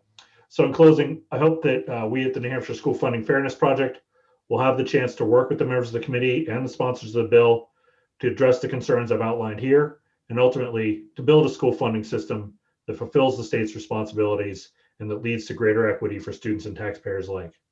I thank you again for the chance to provide this testimony, and I'd be happy to try and answer any questions you may have. Thank you very much. Are there any questions from the committee? I see none. So thank you very much for being here, Mr. McLynch. Thank you. And with that, I will close the hearing on HB 608 and hand the gavel back to Chairman Ladd. Thank you very much. I better unmute myself here, huh? Thank you. It was an interesting conversation you just had with members of the public, and there are some things I think that we need to be looking at. One of the things, as the maker of this amendment, I am somewhat concerned that it's not starting at the beginning of the biennium FY22. It should. I think that's just another, catch within that particular bill. So there are a lot of issues, and if we have a second or two, maybe we can open up to discussion and maybe discuss some of that. The last thing I'd like to mention is there was one topic that always generated a lot of discussion with the Funding Commission this previous year, and that was career technical education. Is that a categorical grant function, or is it a function that should be right within adequacy itself? That I don't think we ever got to ground zero on that with a decision, but we recognize that there's much that has to be discussed. Where's the Perkins money going? How's that being sorted out? In regard to attracting more students to the CTE program, how do we do that? We need to have some funding. Transportation is an issue, tuition an issue. And that's basically why we put together this bill and passed it unanimously on the first day we had a session. That was HB 304. There needs to be a healthy look at that. Sticking it into adequacy right now, I think would, I don't have all the answers. I don't know where the Perkins stuff and how that's around $9 million total. We look at the tuition ranges in this state from Rochester, where it's $3,100 per pupil. And we go to Berlin, which is $7,300 per pupil, with the average cost around $5,100. Those are the figures that the commission was given this summer. There are a lot of issues that come into play here. We need to take a healthy look at this whole thing. Any other questions or ideas that came up during this previous hearing? And I'd like to hear it. Representative Light. Oh, okay. Where did I go? Can you hear me? Did it work? Yes. I just wanted to say, I wanted to say a couple of things. I really like figuring out how to see what we can do about CTE. I think CTE is one of the more important things that we do in schools these days. It's no longer limited to the few things it was 28 years ago. And it does include a number of higher tech areas. I think it's very important. And how we do that, I'm not sure, but I agree that's something we really need to be looking at. And the other thing, just for Representative Luno, I wasn't talking about taking any money away. I was saying start at a base where we give money, extra money, but then the first year and then give rewards for improvement. It's what's to incentivize improvement, but start with here's money, which I think should be based not on valuation, but should be based on whether it's free and reduced lunch or median income or whatever is going to most capture the ability of the residents of a town to pay. Give it based on that as here's a chunk to fix things now. Fix things and we'll somehow reward you for improvement. At any rate, it was just an idea to bounce around. I don't even think I'd commented on it. Mr. Chair? Yes. So I think what you're talking about here with CTE is really important. And but it's all part of the problem we're trying to solve. Getting districts to be able to reach a funding point or have the availability of funds to fund their CTE programs. It's the same problem districts have about funding all their educational programs. And the fact that our cost of inadequate education, the way it's set up right now and the way it's been defined for decades now, is just so far off of the actual cost, whether it's CTE or whether it's other educational programs. And I think, more important than anything else is whether it's CTE or whether it's anything else, is making sure that districts, number one, that estimated cost be somewhat closer to accurate or real, and number two, that we use the limited state dollars to be able to help districts get there. And right now we're basically throwing a pile of cash for every student. It's the same, on average, what is it, $4,600? Here you go. Good luck. And that doesn't do anything for districts that need the extra help. So these are the things that and again, it's absolutely true of CTE, but it's true of the entire program. Yeah, it's a hard one to crack. We're dealing with, all these constitutional decisions and trying to weave a path through them where you can quote one, but then there's another one saying that we can't slight those, even the property poor towns or the property wealthy towns. We have to support adequacy to them all. And so to shift dollars, there you're trying to, walk through this minefield. And I think that's one of the issues, and there's so many of them. You mentioned the categoricals at the beginning there. We have the same issue with CAT aid. We have the same issue with building aid as we do with this area CTE aid. And it's all funding oriented. We have the same issue with capital projects for CTE programs, rotating them every 28 years. On the 28th year, your place is looking like that garage on the street that's no longer in business.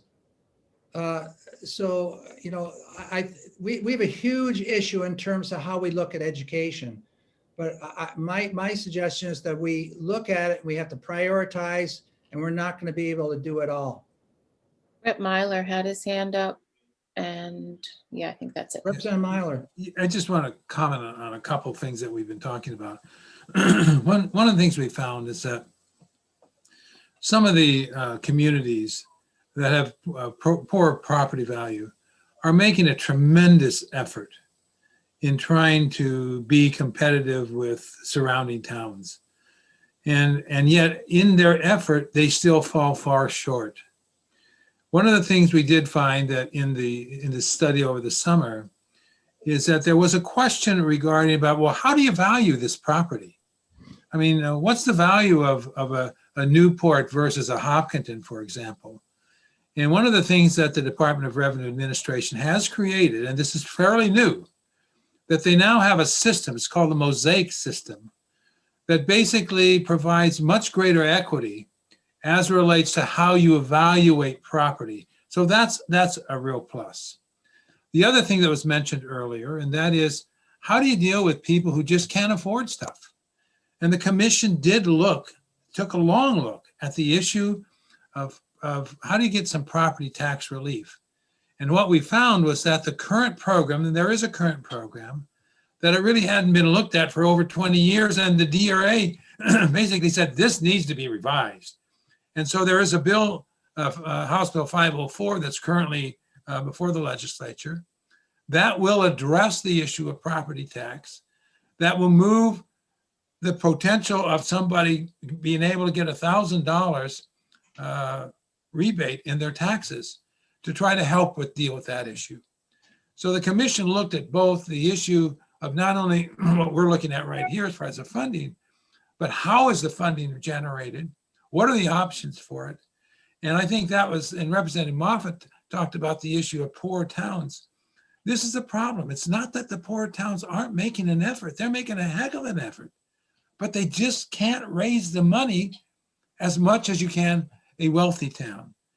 And the thing that's important here is that when you begin to look at outcome-based assessment, you can then, if a property poor town begins to get additional money, you can actually then begin to say, are they improving over a period of time? I mean, it's not a magic wand here, but over a period of 3 to 5 years, if they begin to get additional resources and allocate those resources in a way, those students should be able to improve.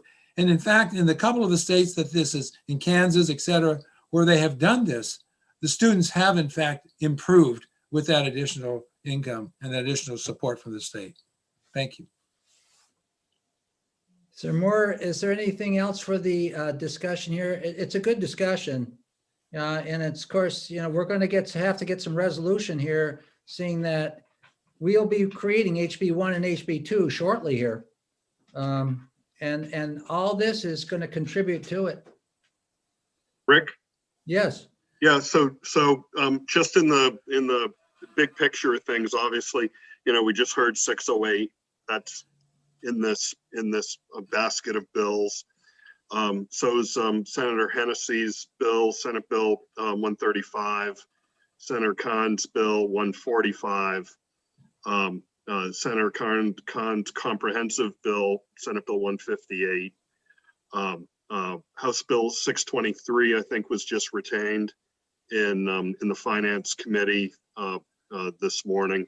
And that's an FY22, 23 hold harmless bill, sort of what Mr.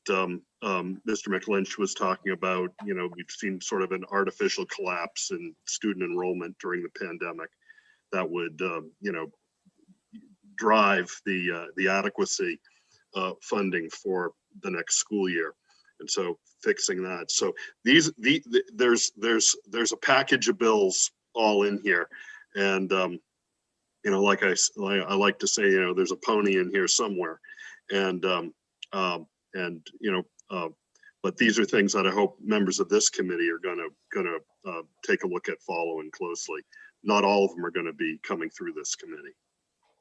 Yeah, you know, I recognize that. I knew you had the bill, the hold harmless 623 over there. That's what was in Ways and Means? Finance. Finance, excuse me, finance, yeah.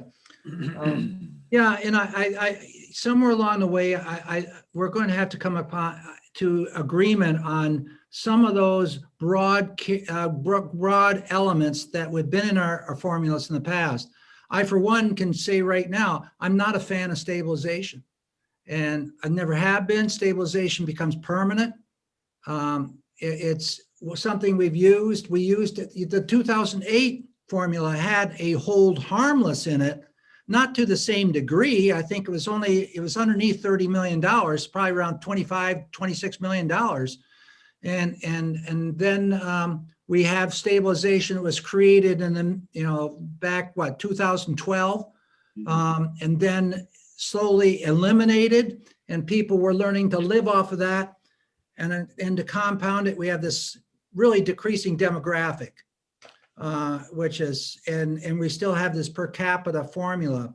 You know, somewhere along the way, I was just hoping maybe we can get a formula built upon program rather than per capita, but I don't think that's going to happen. That's just a monster of a task, and I can't see it. So, Dave, we got a long way to go here, and somewhere in these bills, I hope we do find that point that's going to contribute to HB1 and HB2.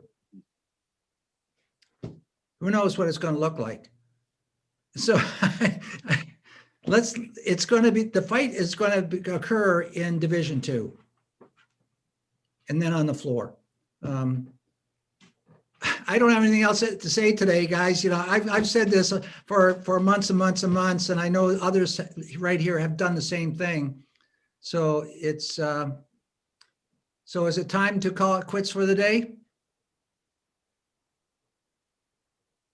I see Mel going up and down, so I guess it is. This is Representative Bohm. Just to let you know, my checking with our Litchfield Facebook page, other people have had internet problems from 10:15, it seems, to like 1. So, and since 1, I've been okay. So I'm sorry I missed that one vote this morning. Right when you're ready to vote, bam, the internet goes. So anyway. I've had that same problem. I've had that same problem, Ralph, today too. Thank you. Yeah. So anyway, I mean, I think a lot of it was with the schools being closed and everybody on with school. So anyway, so hopefully we'll see you all tomorrow, right? Okay, so at this point in time, the hearing on 608 is done. Our work for today is done. I'm adjourning this meeting. Thank you very much. Thank you. Thank you. Have a good night, everybody. Bye all.